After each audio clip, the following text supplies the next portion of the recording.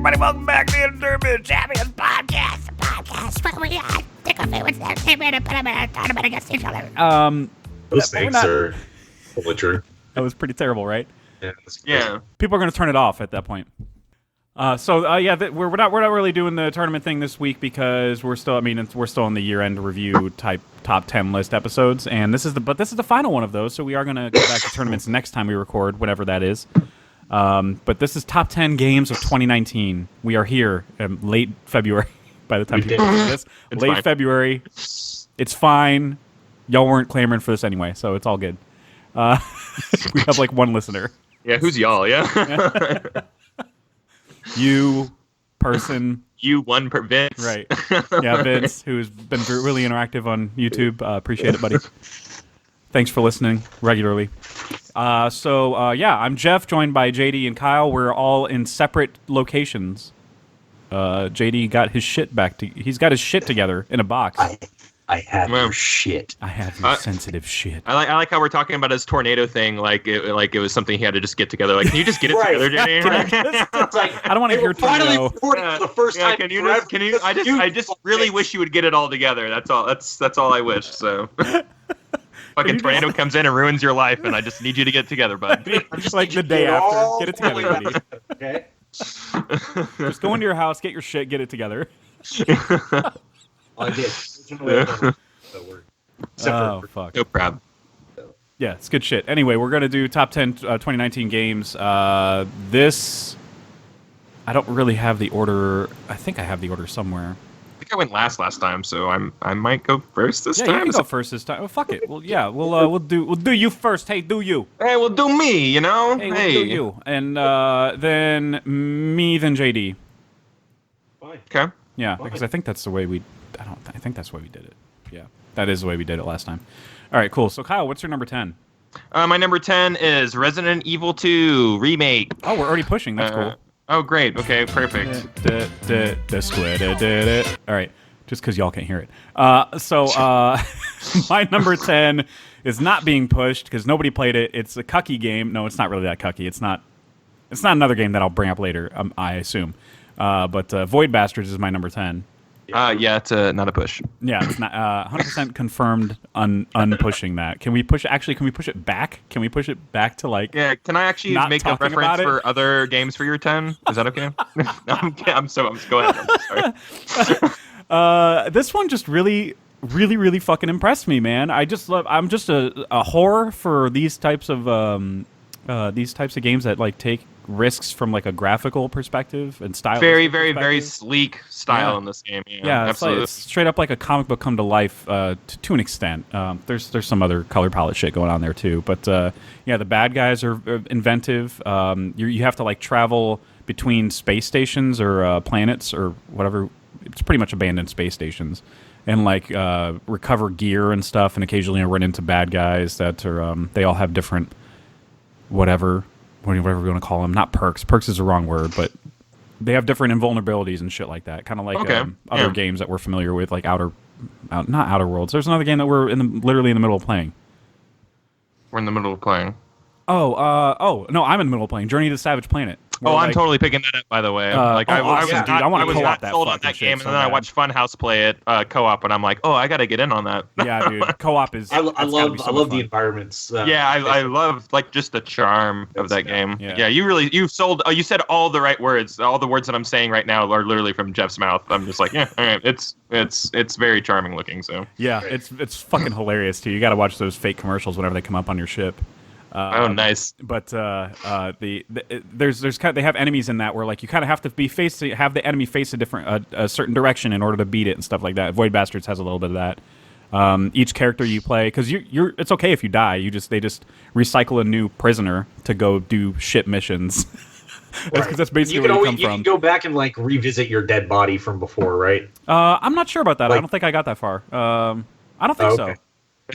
That's some real roguelike shit right there. Somebody in a review was like, yeah, if you die, you can go past where you die and you're going to see your dead corpse. Well, yeah, Journey to Savage Planet lets you get your shit back together. That's right. Yeah, because you're a clone in that game. That's right. That's right. Void Bastards is like, the term bastards is coming from like you are all your inmates, and they're just kind of using you or several inmates basically just to recycle you over and over again to do missions that you're kind of expendable for. That's kind of cool. At this point, it includes space exploration because it's too dangerous. I'm into game mechanics being explained through the lore of the game. Yeah. That's like my favorite. It's seriously, it's one of my favorite. It's one of my favorite things in games. So and there's the shit that you collect applies to upgrades for your weapons and shit like that. And each character is similar to other, I think, other roguelikes, which I don't typically play. But this one's kind of first-person shooter roguelike, so it was easier for me to latch onto, but each time you die, you come back with like a different perk or fault. I guess you would fault. Oh, that's very roguelike. Yeah, that's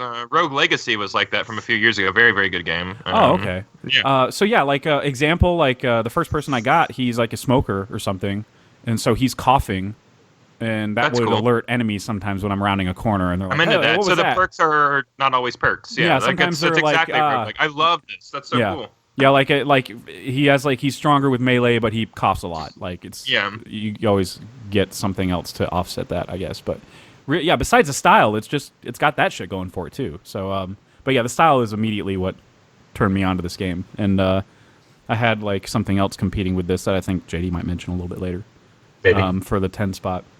But that's my 10. So we're on JD now. Hey JD, buddy. Oh hey. Wow! Hi. Yeah. Hey, buddy. Hey. Talking about your mic a little bit. Loud and clear over there. Crisp. Coming to you live with my new microphone. That's the same as my old microphone, except this one doesn't have asbestos in it. So there we go. All right. Hey, this episode of the Editorial Channel is brought to you by asbestos. Asbestos. Yeah. All right. It's the bestest asbestos you'll ever have. All right. Enter the promo code. Get this shit out of my apartment. All right. JD, what's your number 10? So this is largely at 10 just because I fell off this game hard. I started it, it was cool, and for some reason it just, I don't know, man. It's like Breath of the Wild took over my life. I put Marvel Ultimate Alliance 3 at number 10. It was fine. It was totally fine. Yeah, it was a very fun beat 'em up. It just really didn't get its teeth sunk in me like I was expecting it to. Like I really wanted this from a game that came out 15 years ago with no growth or anything. That's right. That's why. Like I just found it very and I was playing it mostly on portable mode, and I don't know why I couldn't really keep up with the action. Sometimes I just completely forget what character I was. You just keep on pressing the buttons. You'll get.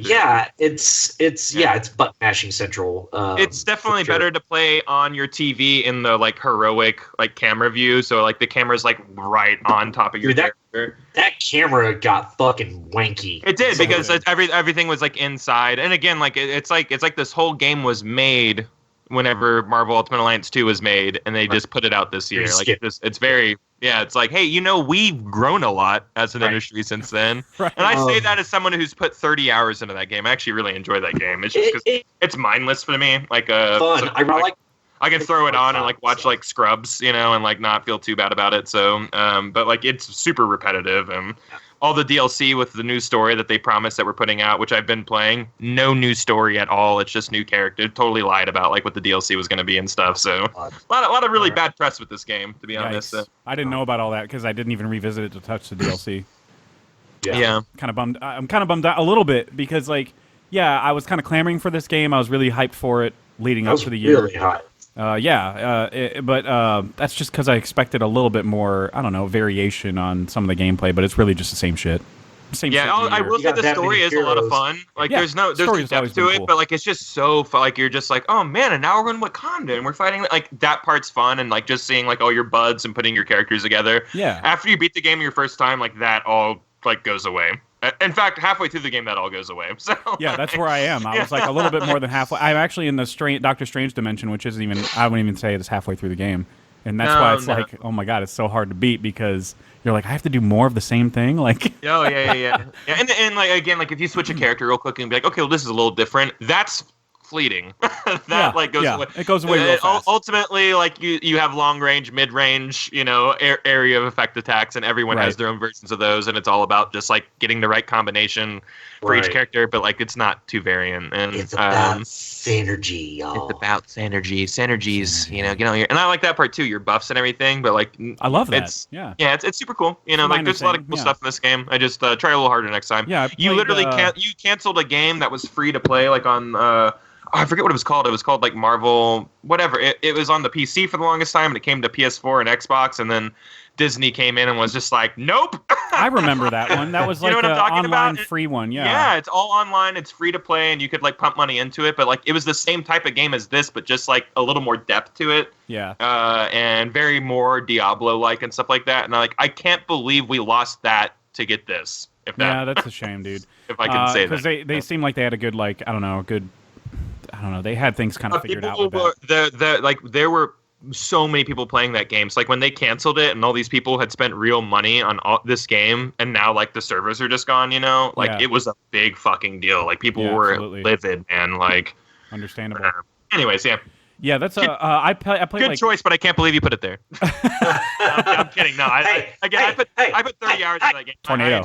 I enjoy many aspects of that game. So you guys remember my list last year was fucking 5, and I played 3 of them. So I mean, progress, man. Oh, that's fair. That's a good point. You made a lot of progress despite comebacks or not comebacks.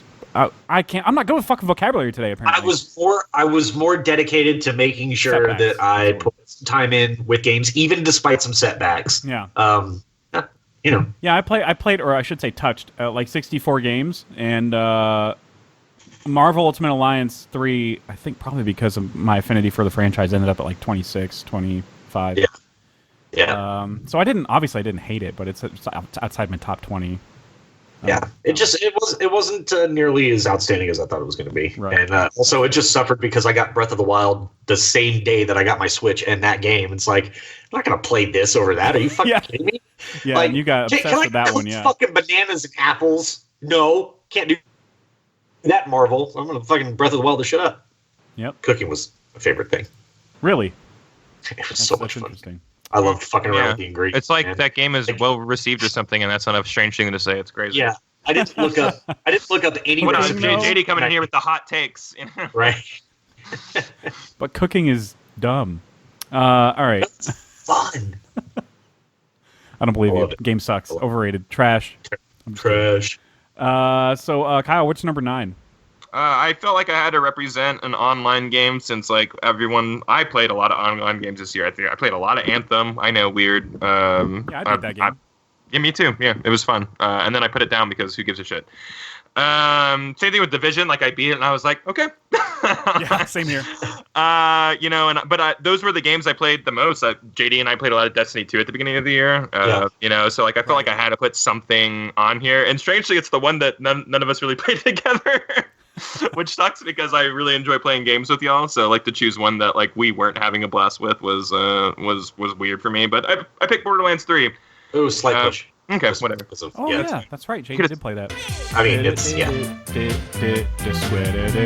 Oh, she just slid through her legs. That was fun. That was a fun little dance move. Wow. You're watching it. You're not even just listening to it. Right. I'm not even paying attention. Are we podcasting? I'm just watching. Yeah, right. She's just watching it on loop over and over. My number 9 again, not getting pushed. It's this is I think where the quote unquote not getting pushed area might stop because the rest of them are familiar titles that you guys know. Mm-hmm. But this one is Arise, A Simple Story. You really like this game. Yes, dude. This game's fucking really cool, dude. So, the premise is you play this guy that at the very beginning of the game, your character is like being buried in like a ritualistic type of old, I don't know, not really Viking, but they're kind of like burning his body and stuff like that. Mm-hmm. And then after that, it shows him going to some type of purgatory situation where he's kind of re-experiencing his memories from childhood onward.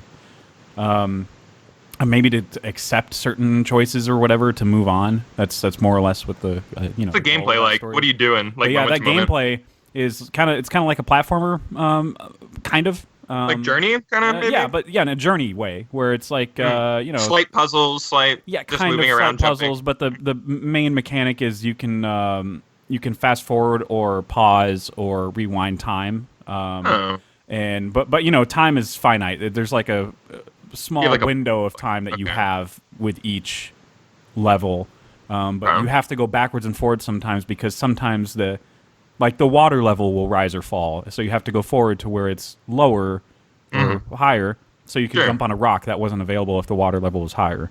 Or there's one level where you're scaling kind of like a mountainside and rocks are falling and shit, and you kind of have to fast forward enough to where there's a rock in midair and then pause it and then jump on that rock to get to another platform. There's just a lot of cool shit, and the fact that it's so seamless, like that feels like such a daunting mechanic to take on for a game this is an indie game. Yeah, it's so seamless. There's no at any point like going, oh, I broke the game because I was cycling through time too fast or whatever. There was no point of that. There's no weird shit going on with the gameplay. It's just a really, really smooth, fluid mechanic. Another very interesting art style to this game as well. Yeah, absolutely. It's gorgeous, and the music is very Journey-esque too. So I mean, there's a lot of things that'll remind you of Journey. Good. Yeah. I'm not one of those people who are like, ugh. Yeah, I love if Journey. If you say Journey, I'm like, oh yeah, I would probably take one of those every year. So yeah, same here. If you want to Journey do did, by the way, the developers of that did do a game, but it was only on only on Apple, right? Apple, yeah, on pass. iPads and shit. And yeah, I was don't like, care. oh, cool. Yeah, don't care at all. Yeah, I'm sorry. Be amazing. Now that's where I start being a curmudgeon. I go, not real games. So yeah, I'm kind of with you on that. Where where a lot of people are like, they aren't. Like, what do you mean not? What do you define? And I'm one of those people. I'm like, define game. What do you mean? Like when people are like Heavy Rain's not a game.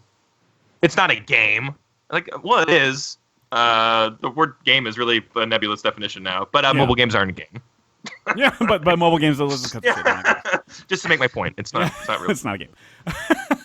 Hey, so JD, what's your number 9? Watch it be like a mobile game. Candy Crush. Yeah, Candy Crush 19. I fucking love King. They like the really patent words that we use every day. Woo! So I picked this up on the Switch for like $1. It's a little game called Akane. Y'all probably, I don't even know if you've ever heard of it. I'm not familiar. So you play it takes place in like a 8-bit pixelated cyber world, and it's basically an arcade wave-based. You're just killing waves until you die, and whenever you die, it just resets. So I like the art style here. It's really cool. The art style is great. You have a sword, so you have like a katana, you have a gun, and as you meet certain achievements while you're going through all these levels, you unlock different types of, like you have a little streak slide move where you can move really, really fast, because the idea is to kill as many people in, like, I think if you wait more than 3 seconds between kills, it resets your count. And every level is like, once you get to 100, you fight the boss, and then you just progresses up in difficulty. It's a bullet hell game. It's like Robotron or even like Geometry Wars, if you will. Like something like that. I actually I don't know those two titles. How do you not know Geometry Wars, JD? Yeah. Everybody played that game. It had. Jeff, am I alone? Have you played that game? No, I haven't. What? Are you kidding me, guys? Like, whatever. Yeah. But man, for $1, this one was great. This was really fun to just kind of like turn on and play for 5, 10, 15 minutes just to fill some time, because it's not a commitment. Like there's no, you're not saving your game or anything like that. It's just you kill a bunch of people and see how good you do it, and you progress to the next stage. And it's a little repetitive and mindless, so there's no depth to it whatsoever. But it was fun for $1. I think it's probably the best value I got out of any video game this year. It's crazy. Yeah, that sounds awesome. I actually don't even know how to rank those games, because I played games like Sayonara Wild Hearts, which I fucking love, but that game's like 2 hours and very cheap, and I'm like, how do I put these in my 10? Even though it's stylistically really fucking cool, gameplay cool, Journey's music's 2 great. hours and really simple, and that's literally just describe Journey right now. So. Yeah, that's true, and it is a people cheaper gave that game of the year. So like. How did I not make room for Sayonara Wild Hearts in my top? I don't know. Put it in my top 20. That you gotta do Void Bastards or something. So whatever. Fucking. Well, I can't pew I think in Sayonara Wild Hearts. I think Void Bastard seems like the better one to champion. To me, at least. I think that you really sold the shit out of that game in terms it's of. So fucking good, dude. It's I don't know, approachable roguelike element. So I'm definitely getting that game that JD just met, Akane. I'm definitely getting. Yeah, it's. Do not pay $10 for it. That's what it costs in the store. Wait until it goes down to like $1 or $2. I can't believe it went down to $1. That's fucking crazy. Yeah, well, my coworker was just like, bro, just try it. And worst thing, like, if you don't like it, I'll just buy you a soda from the vending machine. There's your $1. I was like, okay. And does this coworker hate batteries by chance? This is a different coworker. Okay, whose opinions I actually respect. No. This guy, he's actually got decent takes on video games. So when he's like, "Hey, it's worth it, fucking get it," I generally trust. If Battery Boy brought it up, I never would have even looked at it, honestly. If he had mentioned it. That's fair. We know. I just do. We're in the know for sure. Yeah. Some of the listeners might be familiar too. Right. Yeah. Staple of the podcast. Yeah. Long running joke. Get with it. If you're a fan, you know. If you're not, then. Then that's fine too. Nobody's a fan. Nobody cares. Nobody cares. Kyle, what's your number? We're on 8 now, right? Yeah. Yeah. Definitely, probably not going to be a push, and more indicative. Yeah, of how this year has gone for me. But I put Kingdom Hearts 3 here, which is an all-time favorite series for me, and I put it at 8. So. Wow. Yeah. That's kind of where we're at for the. That's kind of like it's all the rest of the year is just like it's fucking nuts for video games for me and for you guys. Yeah. So like my 10, like I don't know, like these last like 3 slots or maybe these last 2 slots, I'm just like, these are buy games for me. Like I like Resident Evil 2 a lot and Borderlands 3 a lot, but like, other years I remember just a solid 10. This is like the most solid 8 I've ever had in my entire life, I would say. Yeah. Like for almost in any recent year of gaming. So. I think they came with the quality and maybe not the quantity this year. Mm-hmm. Anyways, I enjoyed Kingdom Hearts 3. The same old nonsense as ever. Like, what the fuck's going on? I played all 19 of these games, and I'm still like, so who are you a shadow? Like, you're part of whom? And you're the young version of who now? Like the entire game, I'm still like, I'm going to have to watch a fucking YouTube video or something. I tried watching, like, a brief brief. Oh, it's never going to make sense. It's not brief. It's like a 38-minute breakdown, and you're still like, the fucking shit out of me. It's still not this. It's still very cool. There's still, the shining like through line is your friends always got your back. That's literally the message. Is like you got a friend in me, if you will. So, and I really like that message. And the whole thing is about like Sora's finding his bro that he definitely doesn't have homosexual thoughts for, because Kyrie's there that gets sidelined all game that everyone was really happy about. This doesn't make any sense to y'all, but like all the fans wanted a lot of things out of this game, and they delivered almost none of those things. I really still enjoyed this game all the same. I think a lot of the worlds are really cool. I think I never saw Tangled, and Tangled was I liked that world. I thought it was pretty, and like some of the moves that you got in that world was kind of fun and stuff like that. I never saw Frozen ever. I finally got subjected to all those songs that I never ever wanted to hear in my life. And not only did they play them, they played them in their entirety. Oh wow, boy! Lucky you. Lucky me. So there's a lot of moments that I still enjoyed, despite not having a lot of resonance, like with a lot of the movies that were in this. Of course, Toy Story I did, and a few other things. But like in the old games, I'm like, I've seen Mulan, and I love Aladdin, and here we're in, this world. Like I just those worlds are the movies I grew up with. But this game is still fun all the same, and it got really crazy at the end. And like the last, 3 hours of this game is just like a boss, is a boss rush, and it's so spectacle and so ridiculous and so amazing. And it is what it is. It ended up scoring 8. This is a game that at the beginning of the year I was just like, this is better. This is going to be number 1 probably, and nope. I thought it was going to be number 1 for. Yeah, I thought it was going to be way higher than 8. That's for sure, especially after. Yeah, I figured so. Yeah, no, but I still really, really, really enjoy this game. But like these other games that came out this year, I'm talking, dude, these are like the best in the genre that we're about to talk about. So yeah. Yeah, I enjoyed my time for the most part with Kingdom Hearts 3. I didn't finish. I know it's like a 2,000-hour game. No, it's not that long. But 40. It's pretty short. Yeah, it's 40. It's 40. But yeah. Yeah, I don't know. It just didn't grab me enough to want to finish it. And, games do that to me sometimes. Like, my number 1 especially was like, okay, I'm playing this game every waking moment I can, except for when I'm at work, obviously. But even when I'm at work, though, sometimes. Let's be real. But some games do consume my life like that. And some games, it's like, I don't know. It's just hard to latch onto. Whatever, it's fine. It's still a fun game. And I love visiting those worlds. Yeah. Those worlds are really cool. And I like all the spectacle of the moves and stuff like that. Yeah. It's like you jump on a train and then there's fireworks going off everywhere, and like you see, it's just like Jesus Christ. Yeah. And it never slows down frames. Like it's just like it's so smooth and it's cool. I like that all that stuff is really cool. Like it performs very well. in terms of just like running the game. So Right. 8 though. Sorry everybody. I know Kingdom Cuts You hated fans. it. Yeah, you hated it. Clearly. So my number 8 was a push from earlier. It was Resident Evil 2. Oh wow. Okay.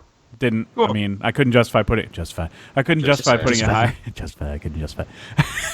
I like how we just go into the voice and out of it. It's not even really his voice. No, it's not. No, he It's doesn't. just nobody how says it- it. We made that up just like we make Yeah. up everything in this podcast. Yeah. You should be. You should be. Wait, is that what he says? Is that what he says about what he says? I'm but sure for you 6 are. months we did. Yeah. That was No, he life. definitely said that. We got Mandela effect, dude. Yeah, we got Mandela effect. affected. Pretty sure. Yeah. Yeah, they turned that Hydron Collider again and changed something. So Yeah, something definitely changed. fucking thing. The fucking thing sucks. Dang. Let's do it Who needs 18 the guy- times live in parallel universes. All right. So I'm excited to play this game. Yeah. I bought it, so I've got it Good. stored up for a rainy day. However, Of the best lighting in any game ever. Yeah. Show me a better game, a better atmosphere. I'll wait. I No, I'll real. wait. Seriously, go ahead. I'm gonna shit my pants Yes. when I play this game. Yeah. I know it.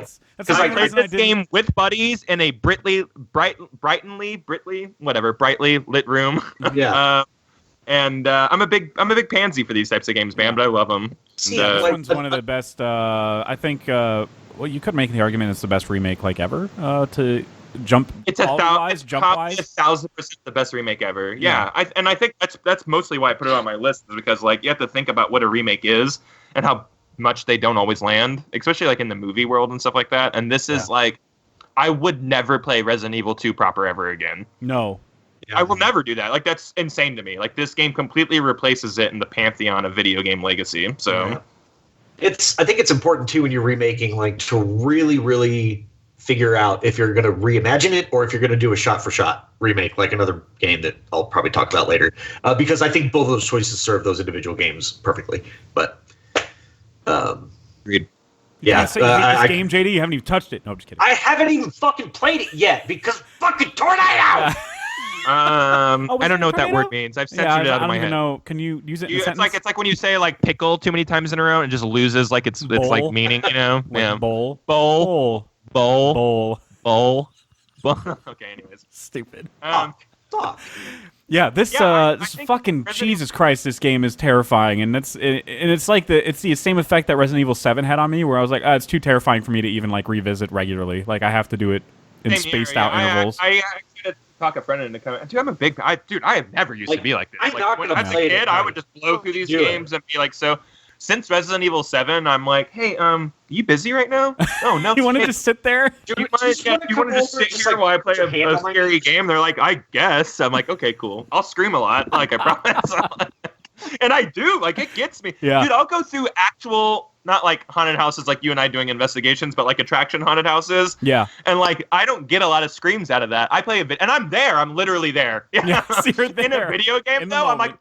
Yeah, I feel you on that big time. Yeah, I don't know. That these makes type no of games sense. and Layers of Fear does that too, but it's kind of a little bit cheaper jump scares sometimes. But this Resident Evil 2 is like super fucking atmospheric. They nail it, dude. And that God damn it, what's the villain thing that follows you around? What's the name Mr. of it? Mr. X? Mr. X. Yep. Yeah. So it's fuck my basically nightmares. just Nemesis from 3, but 3 Nemesis was a like scripted event. He would just kind of come in and be like, Yeah, yo, yo, exactly. yo, yo. So Mr. and X 3, is just so there. 3's about to come out, and they've revamped what Nemesis does now to act more like Mr. X, but even crazier Fuck and yeah. scarier. Can't wait. And can't wait to not beat that game also. No, I'm kidding. I'd beat 2, but like it took me all year. Like I kind of sprinkled it through the entire year. Like and that game is like 4 hours long. Like it's not long. Like these games are so short, guys. Like we just can't get through them because we're gigantic walking pussies. So Yeah. That's true. yeah, and I own it. Sure. I don't care. I'm okay with fessing up to that. Yeah, I don't care. Yeah, I'm a Have you- sensitive have you- songwriter type. I'm okay with feelings. Oh, yeah, talking you know about them. what? Yeah, I go out to the woods and fight bears, and this game still scares me. So. Literally fisticuffs with a bear. Well, maybe not fisticuffs. I'd maybe throw a rock at it, but like, you know. So that was my number 8. So JD, what's your number 8? This should objectively be higher. I know it's a better game than this, but I only got like 2 hours into it, so I put Outer Worlds at 8, or I'll push How it. dare you? Can we push that? Can we? I mean, dude, what am I going to do? Rank a Can we game take that I barely Can we actually played? take a moment of judgment too, real quick, Jeff? Yeah. Can we just take a moment of judgment? Okay. We're judging. Hey, everyone, We're just- judgment. We're using judgment in the actual definition of the word, and we're also going to talk about judgment later. We're literally going to talk about judgment very later. Right. So Kyle, what's number 7? My number 7 is judgment. I'm kidding. it's way higher. Sorry, not way, but it's higher. My number 7 is Devil May Cry 5. Oh, nice. Oh, Yeah. You You love guys. that series, yeah. I'm telling you this, like, I love this series, so I know it's going to be like objectively. Guys, I'm telling you objectively, it is one of the greatest action games of all time. Yeah. Like, whereas like Bayonetta 2 was probably like the best, and probably still is the best, I would say. Like, this is so close to reaching those heights. For me, I like this series better, so that's why I pushed it ahead. But Bayonetta is probably arguably a little cleaner. But like, this game is so good; it's so fucking metal. Like, you take a sentient motorcycle and you split it in half and you beat the shit out of people with both halves of it. You know, it's like it's just so like that's what cool. this game's all about. Yeah. It's like May I the suggest nuttiest. a Coheed song? What's May I that? suggest a Coheed and Cambria song about No, a you demonic can't. I'm sorry. possessed No, you bicycle. may, you may not. No. I'm sorry. Just go. Just try it out. It's fun. No, I've heard. I've heard. I know what you're talking about. I'm Coheed. I got Coheed. Yeah, some shit like Yawn. Anyways, Yawn. I fell asleep. I'm sorry. Yeah. I'd say we should can we just talk about Coheed for a second, JD? Can we just do that? hey, hold on. We have now found the balance. Outer Wilds. Outer Wilds will always wake him up when we're talking shit. If we ever need him to shut the fuck up and go to sleep, we're like, Coheed, yeah. We know the phrases. You guys, I couldn't. I don't know if y'all dabbled in this game. Did y'all play it at all? Or Yeah, check it it's out? my. It's like right outside my top 20. It's 21. JD, you ever play this series at all? no, not so much. Well, I take that back. I played the first one, but I haven't played anything after that. Really don't feel like you need. The story is like another one of those like Bayonetta style nonsensical stories. No, like don't bother. It's Yeah. it's there. I liked if you it. played all the games, you're like, okay, Yeah. okay, but like it's still kind of like that where you're like, all right, yeah. Like this I liked it just fine. It's just I missed the PlayStation 3, Xbox 360 generation, so I feel like Devil May Cry 4 sucks, so don't worry about that Yeah. game. 3 is about to come out on Switch, and it's about to be the best version of that game ever. It's Ooh, the definitive okay. edition. 3 is Okay. the best in the series. You guys pick that up on Switch this month. It's gonna be hell yeah. All right, perfect I game. can see that. Switch. And also, JD, pick up this game. It's usually like $15 or $20 all the time on sale. It's so fucking good, dude.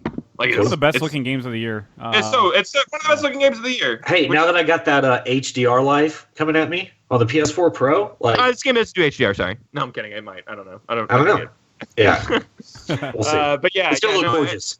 It's really good, smooth. Again, it's one of those another one of those fighting games where you're playing it and like it's just like, wow, how is this frame rate so stable? Like, how did y'all do that? Like, Yeah, it's pretty remarkable. What black magic? Oh, did y'all use the Resident Evil 2 engine? That makes sense. Right. Yeah, True. Capcom has one of the best in-house engines in the industry right now, and they're just like making remakes and stuff like that. It's so great to me.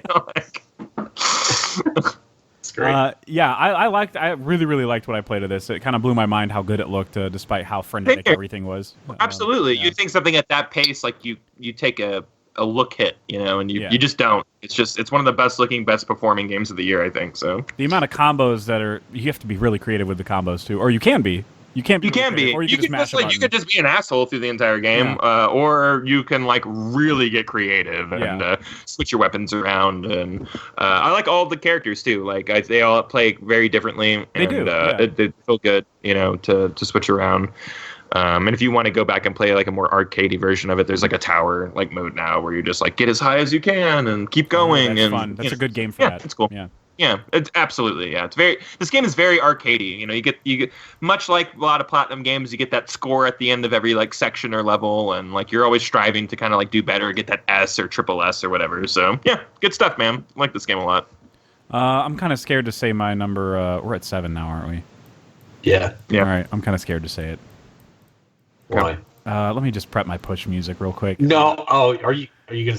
It's You're going Control. right now. My number 7 is Oh! Control. Oh my god! Yo, what the Serious? fuck? Okay, yeah, can we push that? Thank you. Okay, now y'all know how I felt when Watchmen was lower than 1. Yeah, but I had Watchmen at like 3. I thought I had still not Watchmen pretty acceptable. high. Yeah, I Still thought not it was pretty high for me too. Yeah. At least I fucking finished It's one. not at 1, you know? Like, come on. You kidding me? I mean, it was the best show last year, but that's I okay. mean, my one was really cucky. Don't get me wrong. I appreciate your one probably more than I should appreciate mine.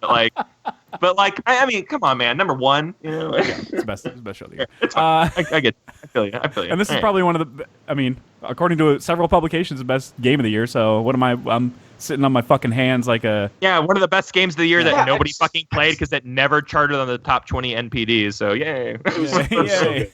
Yeah, Yeah, fucking Grand Theft Auto 5 got number 3 of the year again, but somehow this Fucking game kidding me. couldn't fucking pull out one number 20 spot ever in any. Jesus Christ, that's insane. Well, I mean, fucking it's GTA 5 Rockstar's sold fault. better than Red Dead Yeah. Redemption 2 this year, which it was also on the top 20. So Yeah. But Rockstar, it's Rockstar's fault. Stop releasing new fucking heists and we'll Hey, be I got fine. an idea, Rockstar.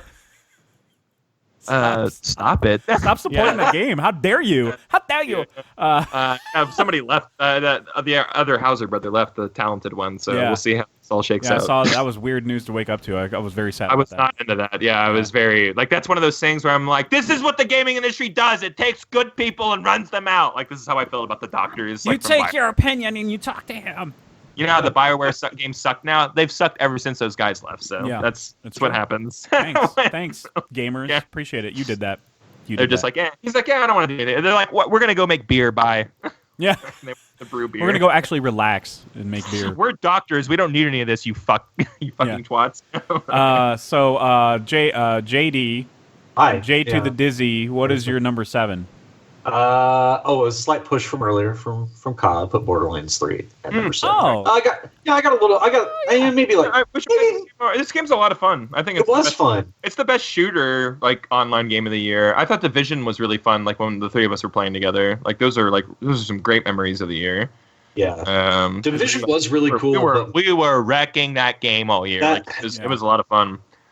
Yeah, that was a fun one too. I'd never done a cover-based shooter, so I definitely had fun with that. But Borderlands 3, man. Let me tell you about the actual game of the year funny then. shit. Gears of War It's then, over. JD, which is Gears a cover-based shooter.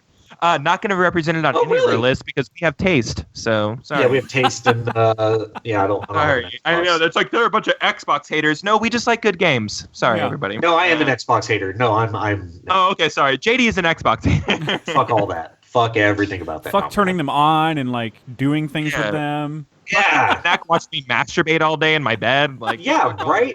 I mean, like, I already have a camera for that. What do I need a second Yeah, one? my laptop camera. They get really good close-ups of my face. You know. Yeah. Okay. It's true, I've Anyways. seen them. What? Oh, they go to your computer. Great. Yeah, Borderlands 3. I played a little bit, and it's outside my 20 because I couldn't make an argument like because I didn't play it enough to put it higher. But it's a lot of fun. It's so, Yeah, it was and I'm fun. glad you had fun with it. But it's so attached to like playing with a group, and It like is. luckily I had 2 roommates who just like played this game. I played through the entire game with like 3 people. Like so, like Yeah. it was like really, really, really fun, and like getting to beat that game was like cool. And the DLC came out, and I immediately ignored it. So like, at least I have something to go back to whenever I'm ready. I like this game. The Borderlands games are always like really lengthily like upgraded and more content like a well after like its release and stuff like that. So like there's plenty of opportunities to go back to it and have fun and everything. So yeah, I like the game quite a bit. It's I don't know. I again, like when it comes to like thinking about some of the best moments, like I think playing Division 3 with you, 2 with you guys would probably like the funnest. Like they did a lot of like tactical stuff going on with that game, which like Right. is non-existent in this game. There's nothing tactical about Borderlands. So yeah, Just go and pew pew, guys, and have fun. Just pew Yeah, pew cool. and use your special whenever it refills. exactly. Who cares? Don't save it. Just use it. Right. Did you guys both beat it? No, mean, this is I just kind of started getting like because Kyle had already gone all the way through it. He was playing with me with his secondary character, I think. Yeah. And so I got me leveled up to like level 20, and then that was Nice. pretty much right when the nadir hit, I believe. Oh, okay. So you got really far then. I mean, still pretty far. Yeah. Yeah. Yeah, I got a decent ways into it. And I played with myself a lot too during that time. So Oh, I'm sure you did. I'm sure Yeah, you all right. did. That I'm game sure is you fun did, by Art. itself. Yeah, I'm sure you are. It is like it can be fun because you're actually paying attention to the jokes and not the story, but like the moment to moment like gags and stuff, and like it's mostly juvenile, but every once in a while you're like, okay, yeah. all right, yeah, you got a little sticker out of me. All right, this is no Anthony. This is no Anthony Burt script, but it's still pretty good. No, or even Tales. I don't know the way, who wrote Tales from the Borderland, but it's not that either. His sister killing it in Yeah. the Apple show Mythic Quest. So yeah, dude, for sure. We'll watch Ashley Birch in that show. So Yeah, she's great. I love that Wonderful. she got an in-person like physical acting job, and she's good too. Yeah, she's really good. Yeah, but it's like, so oh good my at god, being, it's like, Chloe. Oh my god, Chloe's talking to me right now. Or Yeah, and she even has the streaks in her hair. She's so Chloe in this. Yeah, you're absolutely right. Absolutely. Chloe as fuck. Or Alloy, from Horizon. So. Oh yeah, that's right. Oh yeah. I still gotta beat that game, dude. What the fuck? You guys, JD, it's another one. Like I think you got to be. You need to. That's a must play. Like Jeff, like the way that like game ends and where the story goes, so sci-fi. Like that's another one. I'm like, yeah, this were a movie. We'd be talking about this like one of the greatest so that sci-fi Control twists. basically are like Jeff would love the shit out of this. Yeah, even Death Stranding. And... You guys would, by the time that like you guys ever beat Death Stranding, if it ever happens, you'll be like, oh my god, like that ending is so. Like, wow, like again, if this were a film, we'd be talking about it like we talk about like Annihilation or like Ex Machiners, where it's just like, wow, like this is. I'm gonna be thinking about this for the rest of my life, Like, yeah. So yeah, you get there, you won't. I don't care. Okay, whatever. Do what you want. Fuck you. You gave me your copy of that, Jeff. I did. You sold awesome. me that PlayStation. Yeah.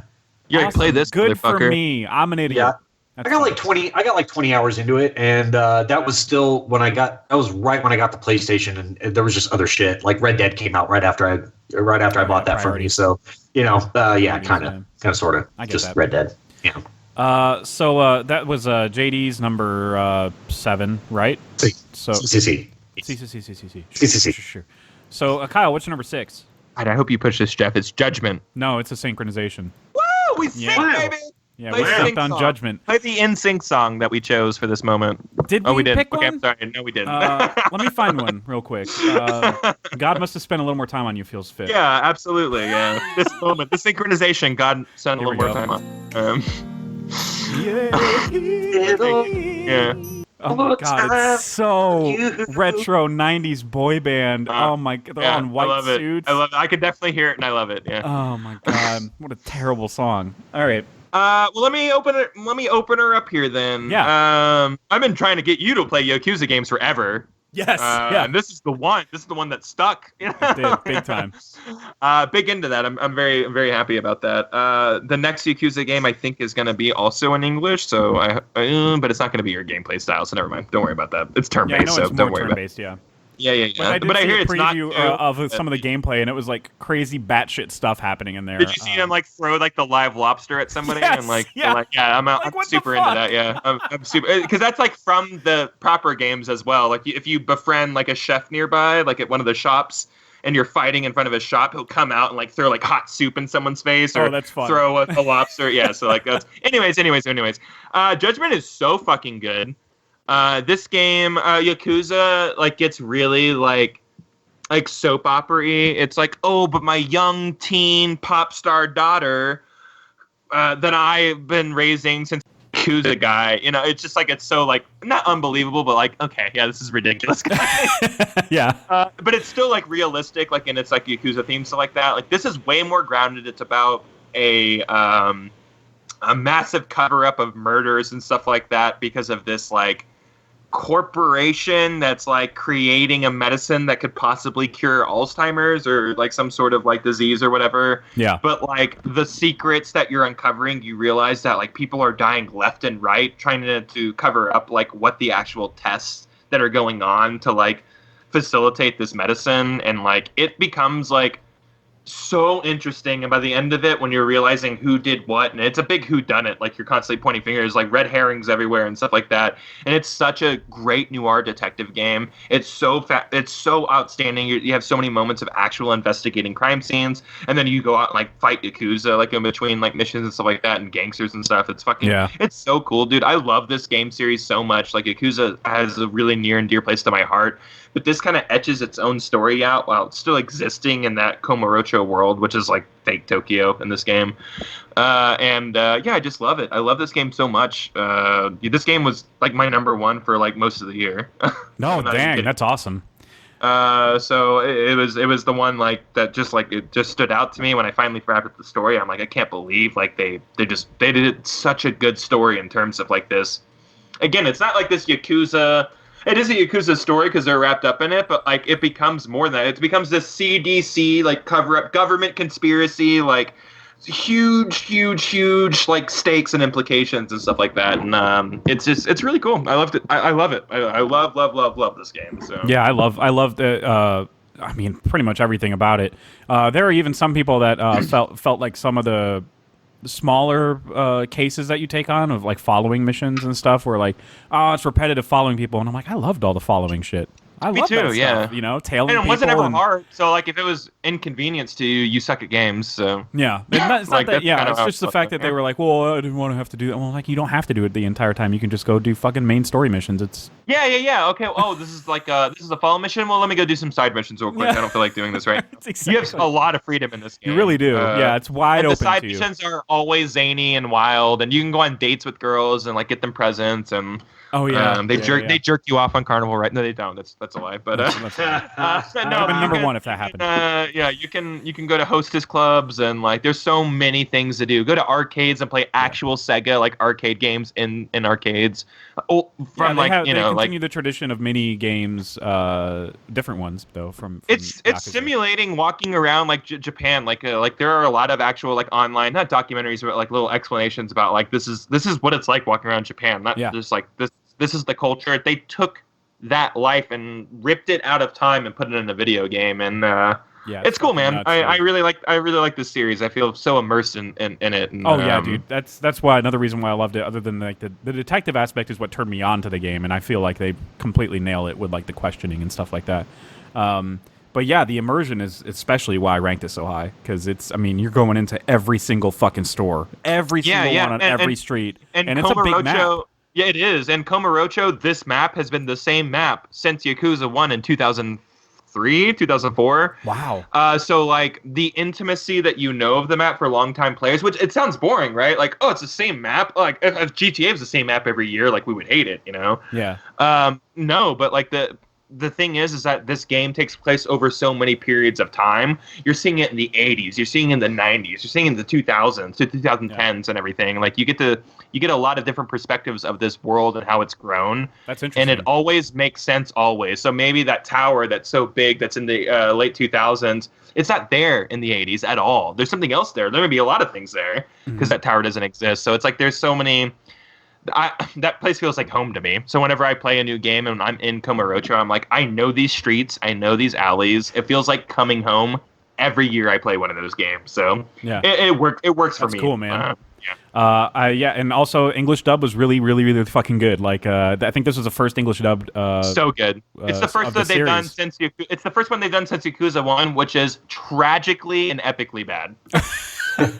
So the fact that they're like, we're gonna do it again, and I'm like, ooh. Yeah, a lot of people were kind of like, and they nail it. So I think that's why they're moving forward in the series with more English dubs. This series has had a second life in in the West.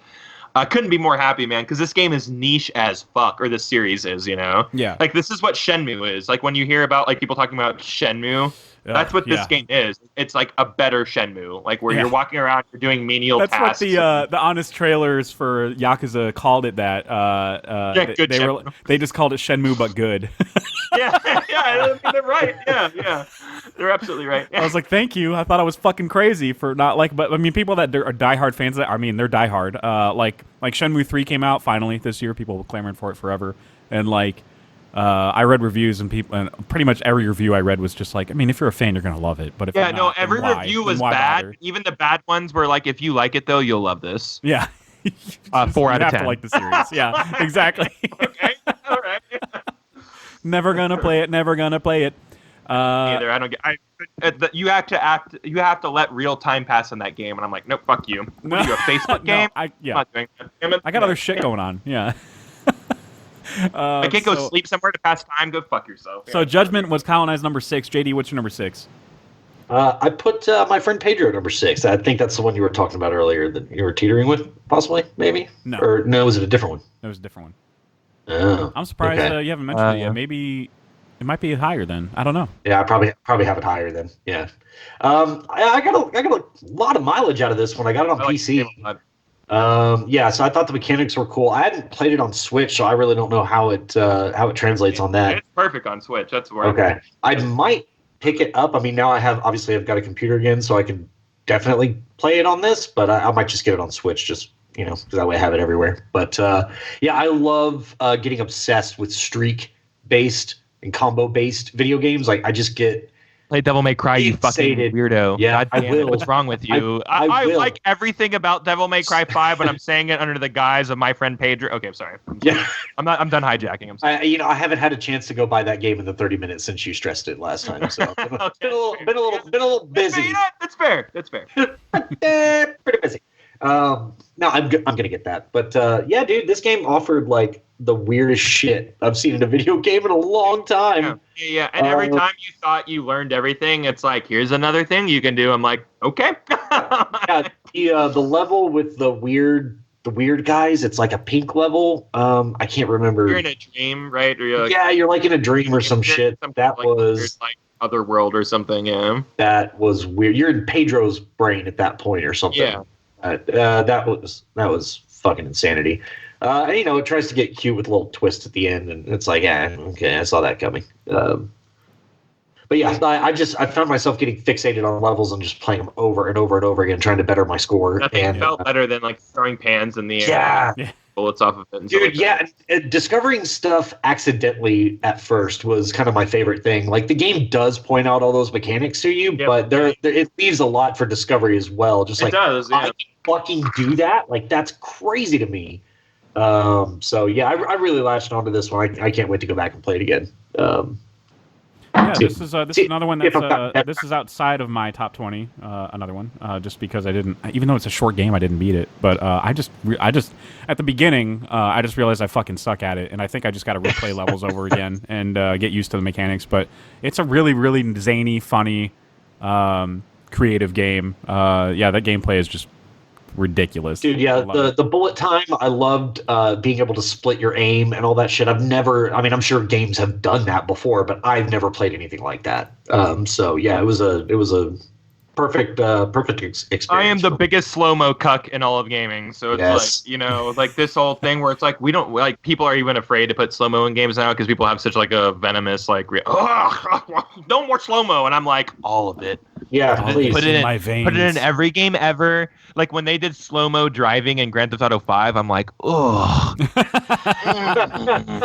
Yeah, that's the shit right there. Oh my god. Yeah. They even added it in a game I only played as Franklin ever. I'm like, yeah, what do you want? I'm not going to slow-mo drive? Go fuck yourself, Yeah, like, they even added it in a game from this year that I never used, but the fact that it was there was like, oh, look at how good this looks. Yeah, cars. Turn into Matthew McConaughey suddenly. Here it is, right there. So that was JD's number 6. Kyle, what's your number 5? God, I hope you push this one, Jeff. It's The Outer Worlds. I've never heard of it, but let's push it just in case. Okay, good. I like that. Just in case. Back up. Let's push. My number 5 is. Oh, this is one that you guys haven't played. Well, I guess I have 2 more that you guys haven't played, but that's okay. But the rest you'll recognize, I swear. So, A Plague Tale: Innocence is my number 5. Oh, yeah. I didn't get around. I literally own this game, and I was like, I'm gonna start it today, and for like the last 2 weeks, and this will fill a Naughty Dog-sized void for a lot of people. I think the storytelling is that good, the gameplay is that good. It just feels familiar in that sense. It's a stealth-based game set in the time of the plague, and there's an Inquisition that is the bad guy, which is like a real thing, the Inquisition. But yeah, there's the town is like totally obliterated that this little she's not a little girl, like a teenage girl is in. Totally obliterated by the Inquisition, other than her and her little brother that she never talks to, like ever. Like, he was sheltered from the world by her mother. So like, it's you and the little brother. Like, you kind of have to get to know each other because you barely talked to each other before. And you're like on the run basically from the Inquisition. You discover some things along the way that motivate you to next beats in the story that I'm totally avoiding. There's like key mechanics in the game that like you don't get to like halfway through that are just like kind of shocking that you get, and it's really fucking cool. It involves the rats from the plague. They're kind of more monstrous in this game. Like in obviously in history, they're just kind of rats. They're just rats, they spread disease. But in this, they're like fucking monsters, and they attack you and stuff in the dark, and they have these really creepy eyes, and there's a whole mechanic revolving around them that's really cool. It's really, really tough to dance around spoilers. But yeah, it plays really fucking beautifully. It looks great. The voice acting's top-notch by like real kids. I'm kidding. And I'm a sucker for games that make you give a shit about a younger kid. I don't know what it is. Like Walking Dead Season 1 did this, and God of War did this, where like I just like felt a real bond and connection and care for the kid that I was babysitting more or less. The boy. Yeah, and he's great. And like sometimes you tell him to stay, and because he's holding your hand almost the whole game, but sometimes you have to tell him to stay so you can go murder some fuckers. And if you go too far, he starts getting scared, and then like a timer pops up on the screen that's like, oh, he's gonna start shouting in like 5 minutes, or not 5 minutes or whatever, but you know what I mean. So you kind of have to run back to him and be like, okay, I'm just gonna go choke out this guy real quick, and then I'll be right back. Like, I'm gonna go fucking smash this guy's face in with a brick real quick. Right. That's the weapon that she uses as a slingshot with rocks. But she slings them really fucking fast, and it goes like right through dudes' heads. Whoa, nuh-uh. Yeah, so like the first time you do it kills them? Like you're murdering people? Yeah, you're murdering people in it. So the first time she does crazy. it's a really cool moment because the game even pauses and has her react and going, oh my god, I just killed a guy. Which is, they make it heavy as it should be, because you can't just be... we're desensitized to it because we're gamers. Like, we're just like, fuck it, I'm just going to kill guys. But there's other stuff they introduce too. It's not just throwing rocks. They have you make... Your mother was friends with a lot of scientists, and they teach you like alchemy and stuff and chemistry, so you can like blend certain things that make... for example, you can throw a rock that makes rats gravitate to a certain spot, or move from a certain spot, or starts fires, because rats don't like fire. There's like a lot of stuff you can make with your rocks and slingshot, and it requires you to think on your feet too, because there's many ways to go into a room and tackle it. You don't have to go out guns blazing. Sometimes I did that though, just because it was like, oh, it's 3 guys, I can take them. They don't have shields on. Sometimes they have armor on, and you have to be creative and use the rats to defeat people. It's really cool, man. You go into a room and you see several different ways to like, oh, okay, I can use my slingshot and cause that, light whatever fixture to break and fall on top of dudes, or I can go over here and choke guy. I guess you don't really choke guys out, but you can go. I'm really good at that because I play Metal Gear Solid. Yeah, really exactly. So like this is like this game's cool as fuck, man, because the stealth aspect is really, really cool. It is a more accessible version of stealth, so like anybody can do this. Whereas Metal Gear Solid, I fucking suck at, but like this is a very accessible version of stealth, and you'll walk into a room and be like, man, there's a lot of ways to do this. The last mission is the one that's like, there's almost too many dudes, and you're just running around the whole time. You're just like, get away from me. Let me craft more on the go. I have to craft more rocks and shit. Like, you're just like running away. More rocks. It's like you have to craft more. There's certain. Hey, Joe Rogan, you guys need more of them rocks? Some of them carry around torches, and the torches keep rats away, and you have a extinguisher thing that you can craft and throw at his torch so rats so they will get eat eaten him. by rats? Yeah. So I'm like running away and crafting what on the does go, that feel and I'm like, is run away. Is it cool to watch people getting eaten by rats? Is that it's gruesome? so gratifying, fucking gratifying. Man. It's super into that. It's so great. And I feel like it's like the scarabs from like the Mummy, That's it's kind of like that. Like, and it's cool. Like sometimes you can start a fire near a person that's been eaten. And like the rats scatter, and you can see like the corpse is just like fucking bones now. It's so cool to see the way that they deteriorate when they're eaten. It's kind of a gross game too in that regard. But yeah, some of the there's like some puzzle aspects, but it's like Uncharted puzzles where they're not that difficult. They're so easy. Yeah, I'm so into. Uncharted makes people like me who suck at puzzles. I'm like, oh, dude, I am a fucking archaeologist. Yeah, I'm in fucking Jones right now. I didn't have to look up any puzzles. The only things I had to look up was when I kept dying because I felt like I was getting trapped, and then when somebody showed me on a YouTube whatever playthrough was kind of like, oh, you just have to craft this thing and then beat him with this. I'm like, oh, well, I'm an idiot then. That's what it is.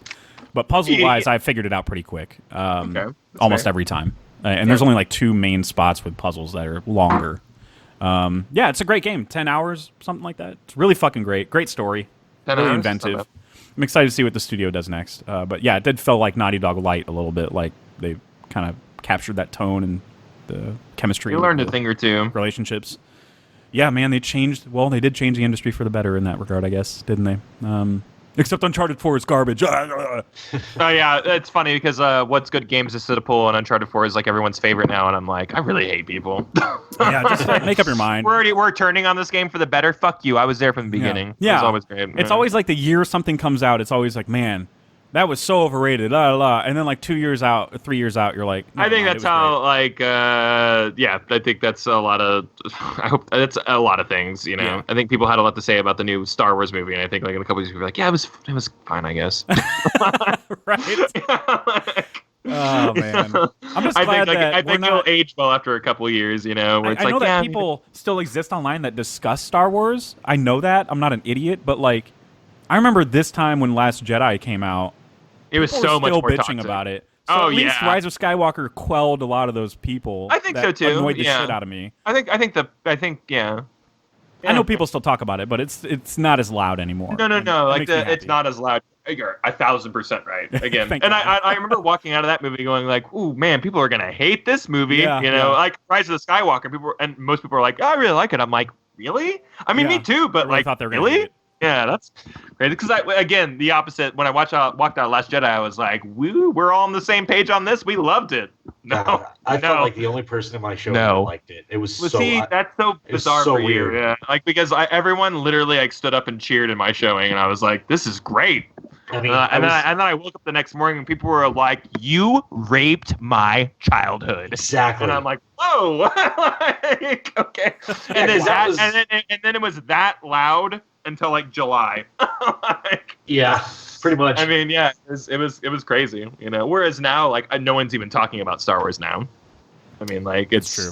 You know, it's like not Because even there's too like much good shit. People don't talk about good shit. They only talk not about good, what not they hate. good or bad. Like you don't hear anybody going like Rise of the Skywalker really brought the series home. I thought it did, you know, but like people like we're not talking about it good or bad right now. We're just not talking about it. Like it's just kind of over.